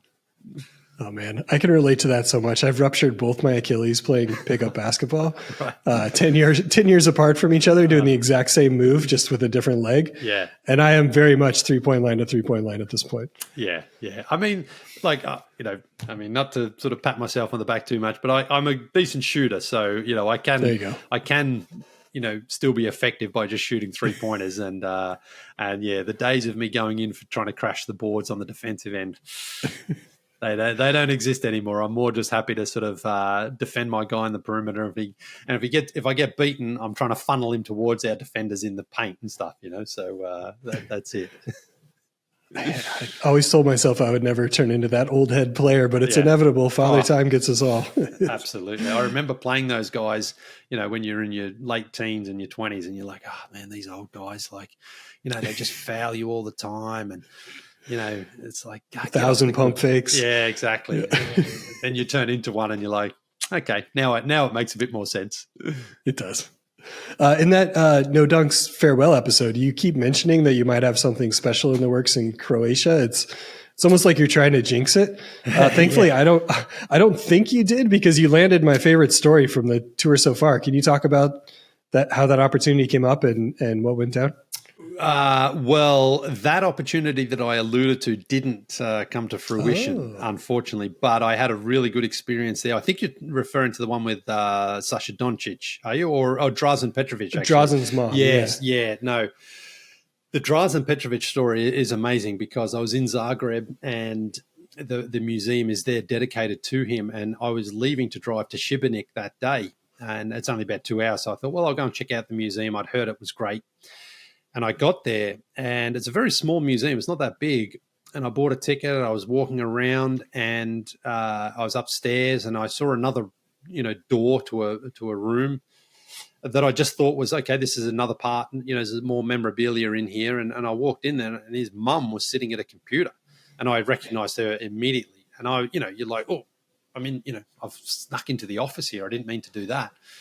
And she, I tried to, sorry, I'll leave. She lowered her lid of her laptop and immediately just started showing me around the museum and showing me some memorabilia and the trophies and all sorts of things that he'd won and collected over the years. And I was just like, this is amazing.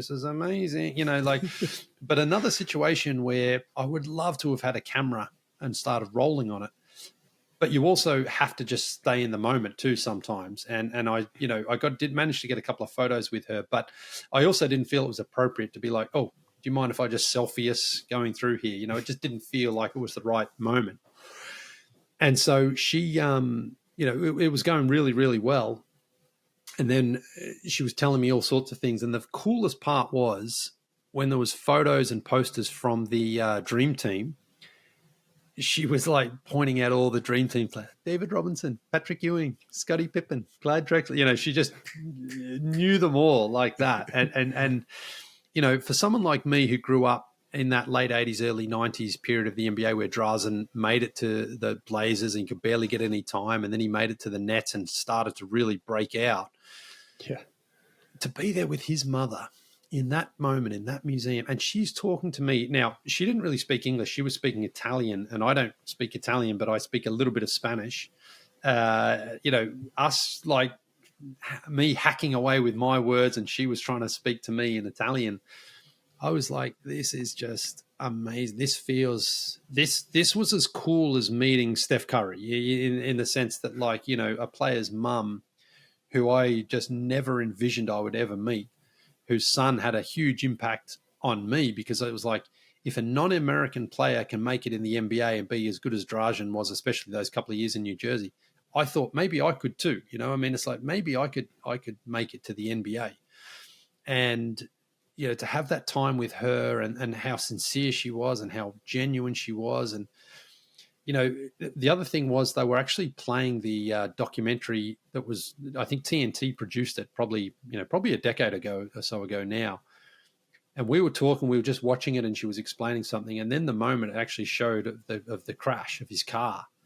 And in that moment, she turned away, and it was like it could have happened. The crash could have happened the night before. You could see the sort of tears in her eyes and the emotion in her voice. And, I was like, man, I just want to hug her, and I just want to, she'll never understand exactly what Drazen meant to me. But in that moment, I felt like I was someone that she cared for, and she was, it felt, when you're growing up, some of your friends' mums, you just get along with them, and they've been a big part of your life, And as you, from a kid to when you become an adult and a parent, maybe yourself, in some cases, like their family, that's what it felt like with her. To me, I'm like, man, this feels like one of those old family friends that has known me since I was a kid. She doesn't know me at all, but she made me feel like that. And to have that, to be able to do that and make somebody feel like that is really powerful. And it was just a really, really special moment. What an incredible moment. I mean, I know you said you didn't document it as well as you maybe would have hoped, but that's been my favorite story that you've put out there from your travels. Do you have a favorite segment that you've put out? I mean, I think honestly, I mean, there are many, but the one that really stands out is in Frankfurt, because what is a big part of what I'm trying to do is to make sure that girls feel as much included in what I'm doing as boys. Like, this is not just an ego trip of like, hey, you want to watch me play basketball around the world. I don't think there's a ton of appeal in people watching me play basketball. I think where the appeal is the stories that I tell from the places that I've been and the people that I meet. And in Frankfurt, like I say, this wasn't even on the itinerary. And I was at a court and I was shooting around, and all of a sudden this girl just seemed to just appear out of nowhere. And she turned up and she's like, right, let's play, and she's pointing to the guy I was with who was shooting at the time.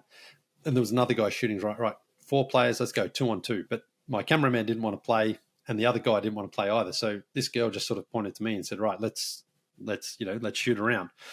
And then she started pulling out these tricks, and she shot the ball from like 15 feet away from the hoop behind the backboard. She shot it over the backboard. Then we played 1-on-1, and she was shooting from like 30 feet away, knocking them in. And not only that, when we were playing just a fun game. When I was shooting threes, she was talking trash to me. She's like, nah, like this. And I'm just like, who is this girl? Where has she come from? It turns out she was Serbian, but she lives in Germany now. But that just, again, was one of those experiences that you can't possibly prepare for or plan for. But in the moment, it's like, this is awesome. And I did get a good feature out of that. I was happy with the feature that I got because we were rolling on it. And now I've become friends with her. Like, we're Instagram friends, and we talk every now and again, and she's been following the journey because she knows from there where it started to where it is now. And it's great. And again, it really comes back to me that I'm trying to make sure that I highlight as many stories about girls, because this is not a game, like only boys can play. But female basketball is really, really growing. But it's also more about just that inclusion of like, hey, I don't care about your standard. I don't care how old or young you are. If you see me on this journey and you want to play, you're welcome to play. And there's no qualification or anything. It's like, the more people who want to play, the better. And I've played, I haven't really played, but I've had some clinics with kids who are like 5 or 6 years old. And then I've played with the old guys in Croatia and Zambia, the 60-year-old guys who like to come out and play. And so, to have had that experience with Maria is really, really special and important to me, because I hope girls, who do follow me and see what I'm doing, don't just think, oh, he only wants to play with boys. I hope they go, oh, hey, if anyone who can turn up and wants to play is going to be a part of it. And that's the biggest challenge, because I still think, predominantly my content is about males and men that I've played with, but I'm trying everywhere I go. And I say this to the people who help me organize the runs. I say, please bring as many girls as you can to come along and play, because it's so important that that they know that I want everyone to come out and not just for boys. I love hearing that. And, as someone who's coached both his daughters playing basketball, I also just love that you're documenting it too. It's not just lip service. You're putting videos out and things like that. You had originally said that you'd be funding this up to a certain point and then you'd look to monetize later. You've done millions of views across all your accounts since then. Have you been able to figure out a model that will make this self-sustaining, if not profitable? Or is that something that's going to have to come, with the footage down the road, like a documentary or something like that? Well, a little bit of both. I mean, I'm very proud to say that a lot of my trips have been either partially or fully funded by sponsors or contributors in the cities that I go to. I haven't yet found I haven't yet been able to land like that sort of big sponsor that can come in, with a big contribution that would help me get, so I'd always have a cameraman with me and I'd always have a producer. I mean, that's what I'm looking for. But again, in the meantime, when people message me and say, hey, come to my city and play, that I write back and I say, well, do you know any sponsor who might be able to come in and either help with the two biggest expenses, of course, airfares and accommodation. And so I say, if you know someone who can help either with the accommodation or with the airfare, then that's a start. And there've been other times where people have also, paid a small nominal fee as well. And it's like, great, I'm not looking for, I'm not looking for millions of dollars. I'm just looking for people who can help fund that particular destination. And then, that is hopefully going to continue to grow. I've had some conversations as well that have been going in the right direction, but it's a very tricky situation, because there's been one opportunity for some funding that was with a brand that I was like, I don't really want to be associated with this brand, but the money is hard to turn down. So, and you become vulnerable in that sense where you're like, man, can I just, take that money and be endorsed by this brand, where I'm kind of like, I don't really want people to think I'm endorsed by that brand. And so I've had to take a sort of approach where I'm like, you know what, don't take the easy money. Just keep at it, because that could jeopardize the credibility of what you're doing. And it might just rub people the wrong way. If it's like, oh, you're endorsing that? Like, that doesn't seem sort of right. So, I've got mortgages to pay and kids to feed and things like that. I'm not risking my family's, my kids' college tuitions and things like that. I mean, obviously I'm not making the same money I was making when I was working full time in TV and podcasting, but I do feel, again, confident that there is interest out there from brands and sponsors who are like, maybe willing to put up some money or cover, the airfares or the hotels and things like that, which will help sustain it. So, but again, any startup, you start in a hole, no startup starts ahead. And in fact, the company I just worked for, The Athletic, I mean, those guys raised, hundreds of millions of dollars and still weren't in profit when they sold to the New York Times. So, I'm obviously not at that scale, but it's more proof that, you have to be prepared to really, if you can just get the right people behind you and believe in what you're doing, you don't necessarily have to make huge money. You just need to be able to sort of sustain yourself and keep going. And that's where I am right now. So, I would love, a title sponsor, of course. I mean, it would certainly make things easier. But again, in the meantime, I'm just trying to make the best I can out of it. And so far, I'm pretty happy with the first 12 months, how things went. Like I didn't spend the sort of money that I was expecting to spend.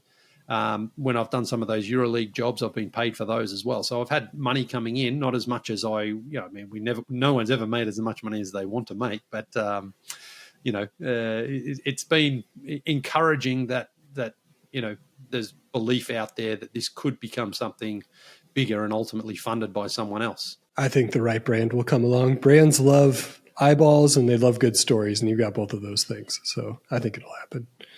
I've always assumed the rules of pickup basketball are somewhat universal, with a few common variations: 1s and 2s, 2s and 3s, make it, take it, alternating possessions.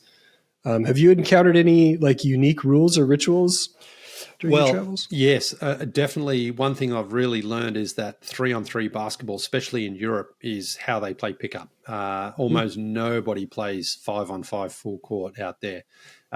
It's all 3-on-3. And to be perfectly honest with you, I think 3-on-3 is a better format for pickup basketball, because I've played so much 5-on-5 in my life that, you play games that sometimes you don't touch the ball for multiple possessions, whereas 3-on-3, you're involved in, honestly, almost every possession, whether it's defense or offense. Because if you're not playing defense, your man's scoring and your teammates are like, dude, play defense. And on offense, you're almost going to be either making the pass or getting the shot almost certainly every other possession. So it's a lot of fun. There's been certainly a few other things things over the different courts that I've played on that have made it sometimes hard to understand. Like in Croatia, for example, in one of the courts I played at, if you shoot the ball, now sometimes, and it's certainly here in America, if you're playing half court, if you shoot a ball and it's an air ball, then you don't really have to check it out if you grab it. But in Croatia, in one of the games anyway, if you miss the shot and the other team rebound it, they could just put it straight back up and score, which was... regardless. If it hits the rim, no matter what. Oh, wow. Yeah, so it's almost like anyone who rebounds it can put it up. You didn't have to check it. So there was that. And, make it, take it, again, depends on where you are. I always play make it, take it because I just think if you score, you keep the ball. But there have been plenty of different places that I've been where it's like if you make it, it's the other team just gets the ball. And so you have to be ready for that. And sometimes you have to check it from the baseline. Sometimes you check it from the top. So, learning all that stuff on the fly is educational, I'll say, because here I am thinking I'm going on this basketball world tour, and you turn up and sometimes it's like, does this guy even know the rules? He doesn't know what he's doing out there, That not taking it back thing is blowing my mind. I imagine they block out really well down there. Well, that's the thing is, you've got to remember that for the entire game. So sometimes they'll miss a shot, you'll grab the rebound, and your teammates are expecting you to put it back up, but you dribble out again, and you don't have to do that. So it's like rewiring your entire brain. It is, and it might vary within the same country from a different city too. So there's lots of fun things, but ultimately, again, when you basically only shoot 3-pointers, fortunately, it doesn't really matter. You just if you're open, you shoot it. Might be worth 2 points, might be worth 1 point, might be worth 3 points. So that's all I do these days. Really, is just shoot the threes. So as of this recording, you just hit city number 18, Mexico City. What's going to happen after you get to 20? Are you going to take some time off? Not really, no, because I've got so many other offers and invitations out there that I'm just going to keep on going. Yeah. There's no real goal in mind anymore. I'm hoping to just keep on going as long as people keep on supporting what I'm doing. And again, it comes back to funding. If I'm able to keep funding it, then I'll keep going. And that's what's honestly energizing, because I didn't know this time last year. I thought, what happens if people just, they don't see me on the show, they forget about me, they don't care what I'm doing, and no one's interested? Then it's like, well, the audience will tell you that.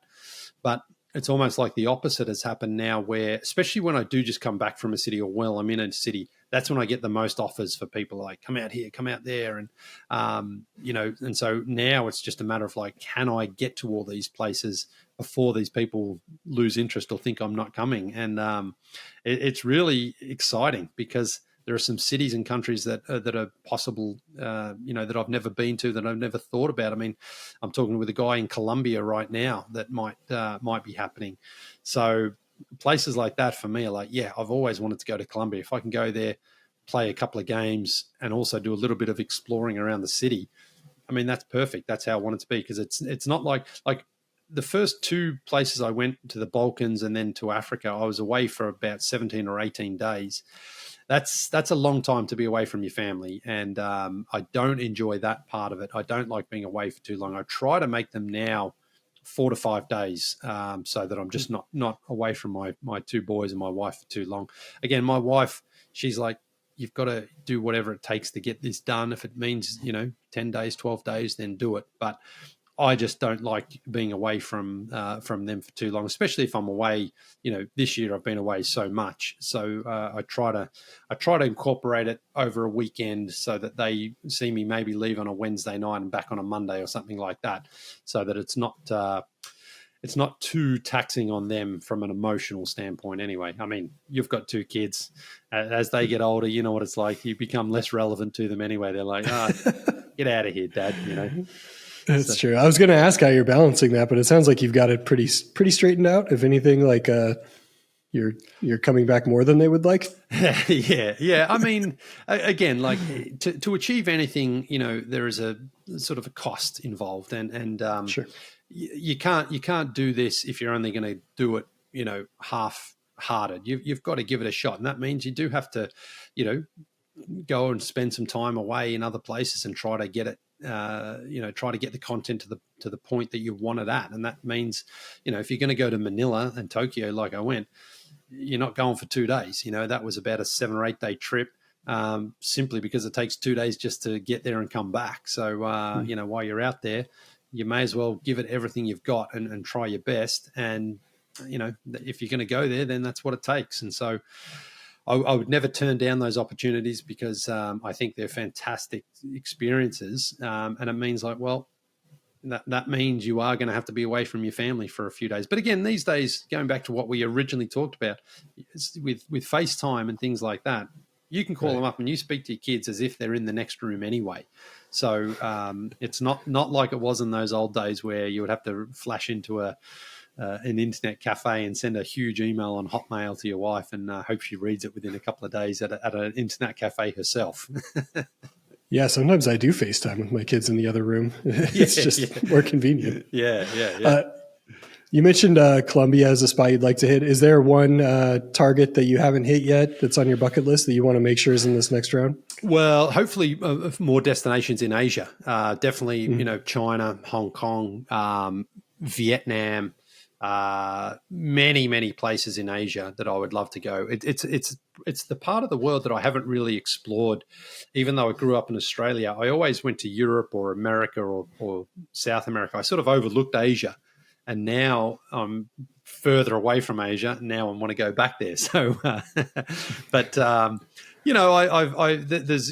no place that I would not go to. I mean, obviously there's places, in Israel and Russia and things like that. I'm not going there anytime soon.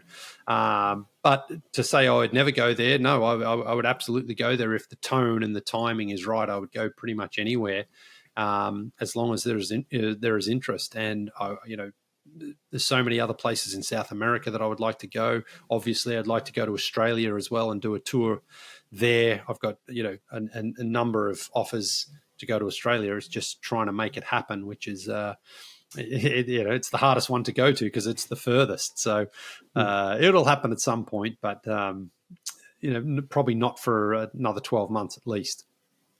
Well, I hope you hit them all. Okay, so we have a fun little internet feature on this podcast that I purposely do not mention to guests until I ask the question. Okay. For the sake of integrity, we might develop a little scoreboard here that tracks responses, and I don't want anyone rigging their answers. So Okay, good. We're calling the feature Tab Check. Leigh, right now, how many tabs do you have open on your web browser? 1, 2, 3, 4, 5, 6, 7, 8, 9, 10, 11. All right, that's a pretty healthy number, actually. Yeah. Is it normally around in that range? Yeah, it is. I actually try to get it down to like 4 or 5 every night, because I hate it when you wake up and you're just like, why did I have that open? I can't remember. Maybe you've got an order for something. But I can even reveal what I've got open. I've got 2 Gmails, personal, and then the account. I've got 2 Google Calendars, same thing. I've got Google Drives, 2 of those. I've got a script I'm working on for another feature, and what else have I got? I've got the boring accounting side of the office stuff there open, and then I've got one that is when I write a script. I try to use words like in the thesaurus so that I don't use the same word. So I put a word in and I try to get a different descriptive word. So I think that's all of them. Yeah. Very exciting, nice. Wasn't it? Yeah. Nice endorsement for the Google suite of products. Yes, that's for sure. Yes. So let's get into some of our other favorite questions about the good and bad parts of the internet. When you open your social media apps, what are the algorithms feeding you these days? I have to say, Instagram has got me figured out for sure, because on that sort of For You page or the search page, it's a mix of travel, people, influencers, I guess, cricket highlights. The Cricket World Cup was just on. Again, growing up in Australia, I'm a huge cricket fan, so it sends me all sorts of cricket things. Dua Lipa, a big Dua Lipa fan. It sends me anything, any concert she's been to. She just released a new song as well, so she's in there. That's about it. It's a real mix of travel, basketball, music. And honestly, you know what else? Like Seinfeld clips as well, old Seinfeld clips. So, It's funny sometimes because you're like, I don't remember when I started, looking at old Seinfeld clips, but I guess I follow like a couple of Seinfeld accounts, and then, you go down those rabbit holes, and I guess the algorithm's like, yep, this guy wants Seinfeld, give all the Seinfeld he can. That's all it takes. Watch 2 videos, and that's all you get from now on. Yeah, and then for life, you're watching Seinfeld videos. Favorite accounts to follow on social media? Any Seinfeld stuff or beyond? Well, I mean, definitely, the Seinfeld. I think it's just called Seinfeld TV on Instagram. Is what I've been. Is one that I follow. Zach Choi. Do you know Zach Choi at all? He's the food ASMR guy. He makes incredible, like the recipes he makes on TikTok are either so appetizing or just gross. The variance in what this guy makes is incredible. Sometimes it's just like he does spam. He does recipes with spam, and you're like, oh, that looks gross. But then he does these other really, really cool things. But there's also this girl I've been watching lately on TikTok, which I feel is a completely different algorithm. Yeah. And she's basically having a conversation with technology. And so she's basically talking to a printer. And I feel this girl so much because it's like, I've got a printer at home. We've got like 2 printers at home. And when you like print one day and it works, and then the next day it just will not print. And it's like, you can't find the network. There's a paper jam, out of ink, out of magenta, whatever it is, and she's talking and she's like us. She's like, okay, print. And the printer's like this sassy sort of like, I don't feel like it today. And it's like, you printed yesterday. And she's like, yeah, not today. And then, and we've all felt that. And then she does other things as well. Like if you've ever used a self-checkout at a supermarket, where you're like, you scan something and it just won't scan, and you're like, scan, and then you put it down, and then the alarm goes off. Oh, unexpected item in the bagging area, and everyone's like, oh, she's trying to steal. I'm not trying to steal. It won't scan. And then the lady will come along and scan it, and it goes in. And she does that with so many things that it's been really, really enjoyable because I feel TikTok is just still the Wild West. Like. Yep. I don't know sometimes how they decide to put stuff into your feed, but they do. And sometimes it's great, sometimes it's not. But it feels like however this girl came into my conscious, it's like, okay, you got it right, TikTok. Yeah, I'm finding her stuff really, really enjoyable. It really is amazing. Like, it's stuff that you don't expect that you would like, but if you give it a shot, it's somehow they just have you pegged. Here's a new thing you didn't know you would like. Exactly. Then you're like, okay, yeah, you've got me. I don't know. It feels like sometimes they are in your head, and you're like, because I never use the search button or the search field on TikTok. And Instagram sometimes I do, but on TikTok never. But it seems to be like, well, we still know though. I'm sure they're, well, they see what you search or what you like on other apps. And again, all the phones are all listening and they're connected and everything like that. So it just it does sort of figure out a way to get it in front of you. Maybe you can get to the bottom of this when you go to China for basketball. Yeah, exactly. Yeah. What is a corner of the internet that people might be surprised you're interested in? Well, I guess one of the other things that I do always like are these animal videos, nature at its best, and whether it's a cheetah chasing down a gazelle, and it's the David Attenborough type of stuff, to see that, like, it's not always gory that the cheetah always wins. Sometimes it's the opposite.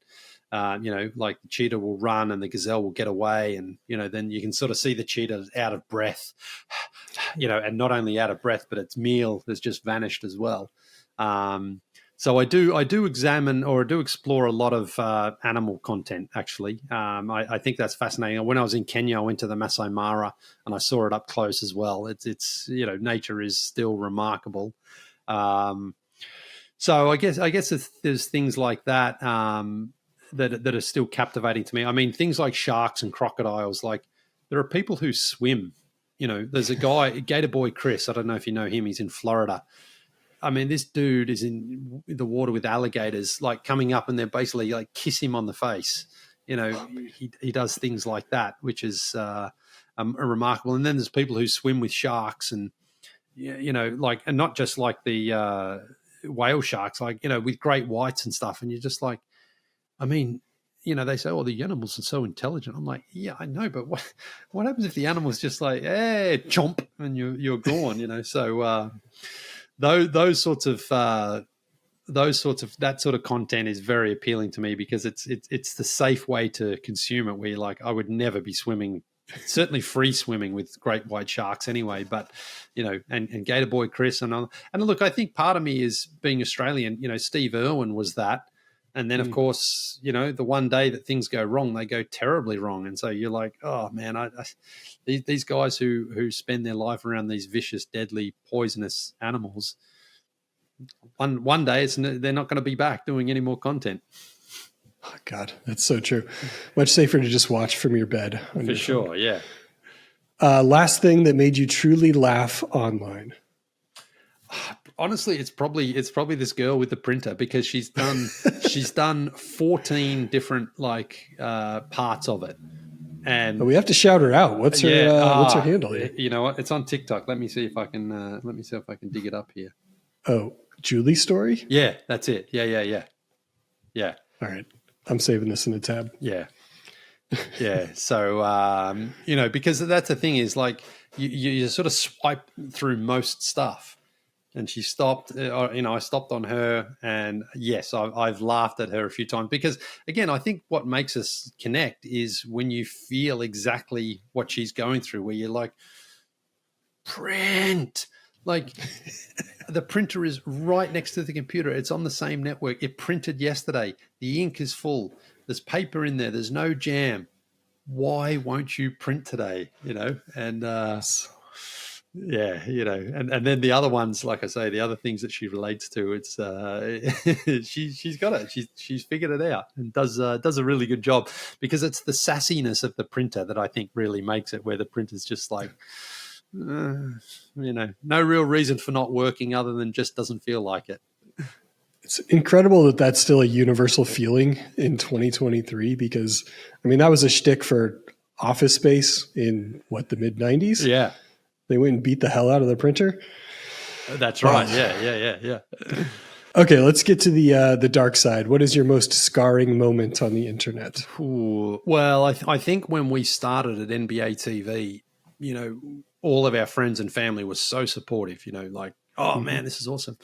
But that will also, we opened up to a whole new audience that was not kind. And you would get messages and tweets, because Twitter was the number one platform then, that were just horrible. People say horrible things to you and about your family, and you're just kind of like, why are people saying this stuff? So and those things were tough to hear and to read, because you're trying to, just create a show that's entertaining, and all you were hearing were, derogatory terms and people just, saying vicious things to you. And like social media, I wouldn't be doing what I'm doing if it wasn't for social media. And I do believe that still the best of social media still does outweigh the worst of it. But the worst seems so much more just toxic and nasty. And I'm sure you've seen as well. I'm sure even with your stuff, your stuff is the most lovable, funny stuff, but I'm still sure people will say horrible things to you, and you're just like, how is what I tweeted or posted generated that sort of a response from somebody? Yeah, especially when they're anonymous, they just feel so much more empowered to go there. It's crazy. The thing is, I've said this actually to a lot of people as well, that I think we've reached the point where in order to have any social media account, I think it should be like a driver's license, where you have to basically fill out a form and put your name and your photo and all your details up there, because then that would eradicate a lot of these people doing exactly what you're saying, anonymously saying, racist, homophobic, whatever, and where there's no accountability. But if you said something like that, and then it's like, okay, you use some sort of slur against somebody, you can't use social media here for 3 months as your starting point, like your driver's license. If you get caught drink driving, you lose points off your license. You keep doing it, then you lose your license. And if you keep going, then you get thrown in jail. Now, I think that social media has reached that point where people will incite violence to the point where, again, it could be coming from a completely anonymous account. They wouldn't do that if it was like, well, your employer can see what you're doing, your family can see what you're doing, and ultimately you lose access to social media if you can't, if you can't behave yourself. Now, it'll never happen, of course, but I would be happy. I would be happy to go along with that, because I just think then you would stop so many people, and so then it would stop people signing up for an account just to spew hate. They wouldn't be able to do it if they didn't put, their identification up for people to see. And it would be nice if you just had to put your face and your name next to everything that you put up. That would solve so many problems. Yeah, I mean, it wouldn't stop some people, but at least we would know who the asshole is. No, and same thing. You wouldn't stop drink. You can't ever stop drink driving completely. But if people know there's a deterrent and they can, really suffer from it, then I think you're going to get so much less of this hatred and this, this feeling now when you go online, where it's just, you see people just saying the worst, meanest, most horrible things, and you're like, this is crazy. Did you, when you were going through the time when the show was first starting and you were kind of feeling the heat of negative feedback, did you develop any coping mechanisms or strategies to kind of put it in the back of your mind? I think ultimately at some point along the journey, I realized you just got to mute people. You just had to mute them. And sometimes that was hard because I tried to really engage with fans, and sometimes it was fans who were following you, and you're like, I just can't see this person's tweets anymore. I just can't, because everything they say is antagonistic or nasty, and I've never felt good with an interaction online where you've gotten into an argument with someone. You never can persuade anyone to come over to your side. It always just gets worse and worse and worse, and so you come away from it like, and not only have I had an argument with this person, but I've put it out there for everyone to see as well. And so, I didn't block people. And I have blocked a few people these days, but not as many. At the start, it was just mute, and really you just have to avoid interacting with them. And, that was probably the best way I could handle it, because it was like, if you don't see these tweets, maybe then you won't feel them. But there was so much overlap between the people who followed me and the other guys that you would still sort of see them in their other feeds as well. And so you couldn't avoid it completely. But I know, again, especially during the sort of, the Trump Biden stuff, that brought out the absolute worst in people. And the thing was how people would sort of, shoehorn an argument into a tweet. You could tweet the most, minor thing, and somehow people would try to turn it into a Republican versus Democrat sort of debate, and then all of a sudden you're like, I just tweeted about Kawhi Leonard scoring a basket, and all of a sudden now I'm in a, Trump. I'm in a battle with a Trump supporter over something, and so yeah. But I think as well with Twitter. I mean, Twitter now is I don't even really know what it is, to be honest, and it's the platform that I'm least engaged on and least interested in, because it just doesn't. It's not what it used to be, and it just doesn't feel like it's the place to be anymore. So I keep it open, and I do use it because I use it for promotion, but I rarely engage with people these days. That is such a common story now. I mean, it used to be my default app when I would reach for my phone. That'd be the first icon that I would tap. And now it's probably fifth or sixth. Yeah. Like I still check in. I want to see, the people that I actually follow and want to see what they say. I definitely want to engage with those people. But I mean, probably the tweeting volume has gone down by 80% at this point. Yeah. Just not as fun of a playground anymore. No. And I feel the same, where I'm just like, I don't even know what it is really, because there are people who I have followed in the past, and it's like, I've not muted this person. I haven't done it. And I just don't see their tweets anymore, because you might go to their profile and like, well, they've tweeted. I just haven't seen it. So that's the other thing, is like, I just don't understand, what it is. And it's just not as fun either. Have you played around with any of the alternatives, Threads or Blue Sky or any of those? Not Blue Sky, Threads. Yeah, I was very optimistic for Threads at the start. Signed up, like, yeah, this is it. But to be perfectly honest, I think it's more that because in my world now, I'm more interested in the visual content anyway. Threads still seems, I'm not quite sure what it is either. So I mainly focus on TikTok and Instagram because, again, I'm posting stories and videos and things like that rather than opinions. So I don't really tweet much or thread much or Blue Sky or anything like that because it's just not where my content is. It's not really where it's designed for. I mean, I post it on all of them, but really it's the engagement for me is on Instagram and TikTok for now anyway. I mean, there'll probably be a new app that will come along in the next 12 months that like is completely different to all of them because no one saw TikTok coming, and then all of a sudden it went. No.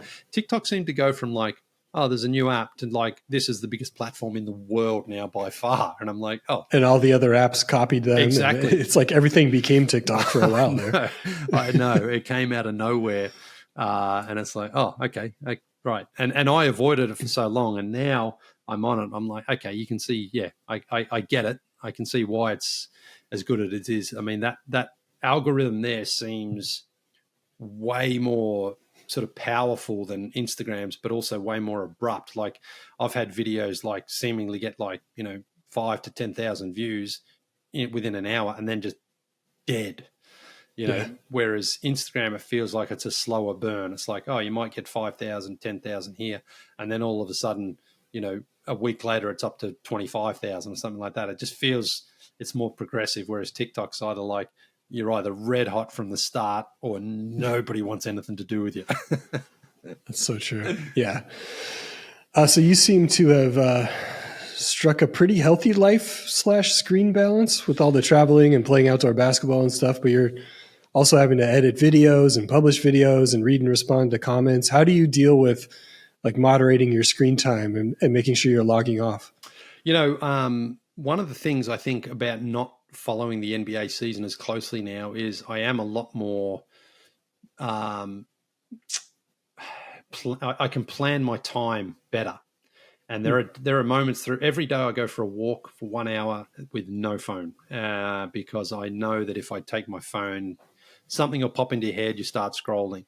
And so what that has taught me is like now I can do it throughout other parts of the day where I'm like, right, now it's time to work. And so, I try to, when I'm editing videos, it's like edit the video, set yourself a goal here of half an hour, 45 minutes, an hour, whatever, of work only. So then you're not dipping back into your social media and you're not doing things like that. And then the other real advantage of what I'm doing is I'm always there for my boys when they come home from school. And so my youngest one, my 7-year-old, gets home around 3:00. And I'm like, at 3:00, that's it. I'm done with my phone for at least an hour or so here. And it's great. I put my phone in a different room. I don't have my computer downstairs. And I'm like, I'm in dad mode, full attentive mode, whatever he needs, whatever he wants to do. And sometimes he doesn't want to do anything with me. He wants to go and do his own things, which is fine. But I allocate that time each day where I'm like, I'm not that, where I have been in the past where your son's there and you're like, yeah, kid, yeah, looking at your phone. Keep the phone in a different room. Keep it away from being able to sort of grab it. And it's awesome. It's awesome when you like, I don't need it. I don't need my phone right now. There's nothing. I'm not expecting anything from anybody. I'm not expecting a call. Now, sometimes, I am expecting a call. And on those particular days, I'll be like, right, I do actually have to, go and take a call or a pod or whatever it is. But on the days that I don't, I'm like, my phone is just not a part of me right now. So it's good. It's good because when I was following the NBA closely, you felt like, oh, there's a trade or there's breaking news. You kind of always had to be on top in case we would do a podcast, the old emergency podcast sometimes. It's like, and now I'm just like, there's no emergency podcasts. I'm happy to do any podcast, but I can do it in a more, sensible time rather than just. Is that a freeing feeling when you see like the Damian Lillard trade happen and you just realize you don't have to do anything? It is honestly. It is, especially, like the Lillard or the James Harden trade. So much of that talk, it was just like it happened anyway before the trades even happen. And I don't miss that part of it. I don't miss the sort of like, oh man, what's Lillard going to be like on the Bucks? I'm like, let him play and see. I mean, a lot of people like to sort of get their opinion out. And this is what's going to happen, and this is what's going to happen. Well, let him play. Let him see. Let him, be teammates for a while and try to figure it all out.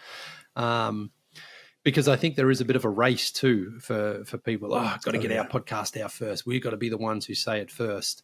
And I just, I don't like being sort of caught up in that anymore, where there were times where I was at a birthday party or something with one of my kids, and there's a trade. Is anyone available? We need to do a pod. And just like, no, I don't. Not when this James Harden getting traded again. I don't want to. I have not. Just copy and paste what I said last time and put it into the new pod. Especially with the NBA, it just doesn't end now. There's no off season. It's just constant. And I think as well, what happens now is I see, someone will tweet something, and all of a sudden, it doesn't matter if it's true or right or it's accurate or where it came from. Then it becomes a debate, and then it becomes a story, and it's like, hang on, we're just creating stories out of thin air now just to create debate. And I don't miss that part of it. I'm like, no, there are some things that we just don't need to talk about. We don't need to speculate about. ESPN is incredible at that. There's just the debate shows in the morning where someone says something absurd or there's a ranking or something. Yeah.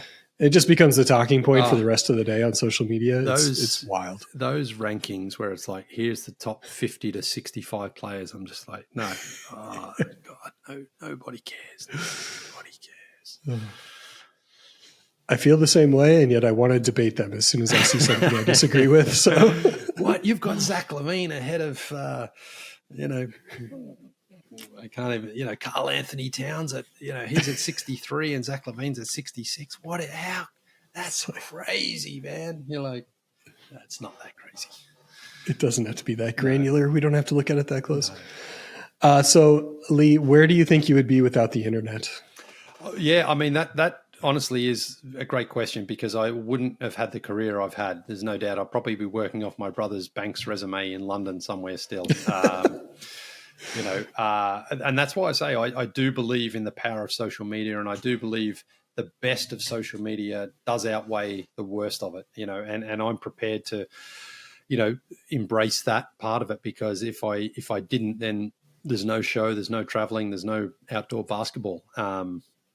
I do think, though, that, again, that we've reached the point where we need to have some real accountability out there, because it's not just that it's someone saying something nasty, but I think it does incite horrible, violent crimes against some people. And that's not very good. We should be better than that as a species, but we're apparently not. So, I am grateful for the internet for what it's come. I mean, there's a part of me, I'll be the old man yells at cloud here. I mean, I loved traveling before the internet and when the internet was in its infancy, because you weren't connected all the time. You would go weeks without speaking to some people. And even my parents, I would have to write postcards and letters, not just like send them a text message and jump on FaceTime at any moment of the time or day.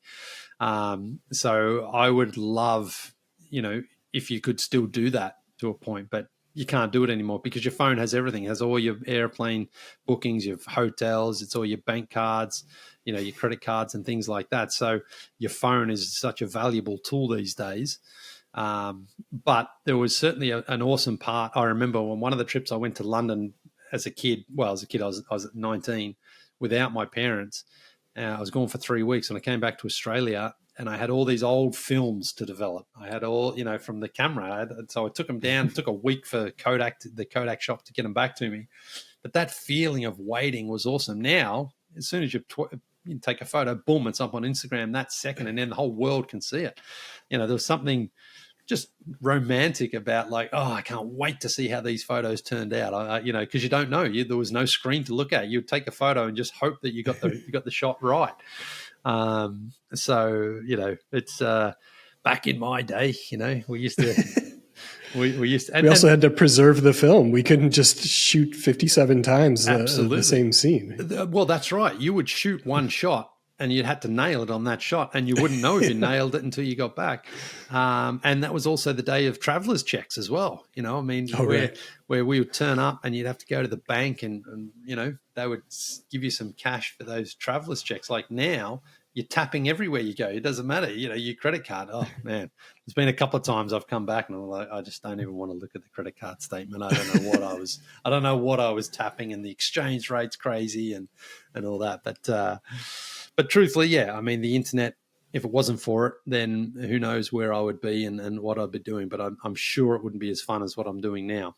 It served you rather well, I would say. What is the one thing on the internet you would save if it all went away tomorrow? Google Flights, probably. I mean, I do spend a lot of time just, trying to find that cheap flight somewhere because they're out there. You just got to get lucky. I once got a flight London to New York for £200, which was like, wow.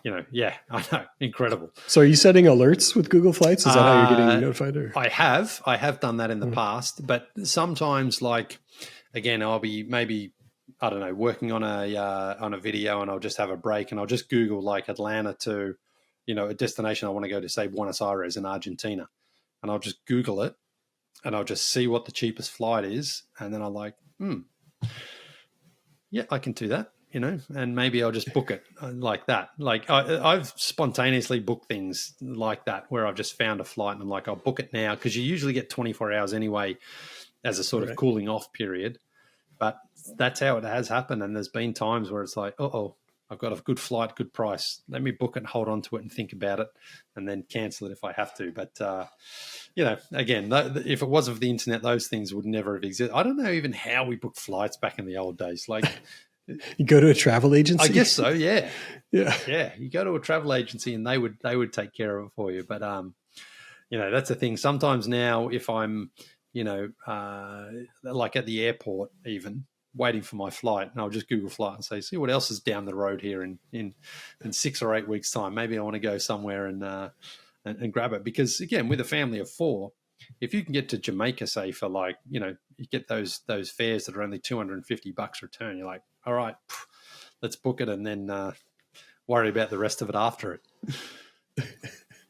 Amazing. Well, Leigh, this was so much fun. Thank you for your contributions to the internet, for this conversation, and just for being you. This is Ryan Perry saying log off, sign out, close the window, smash that power button. The internet will be there when you get back.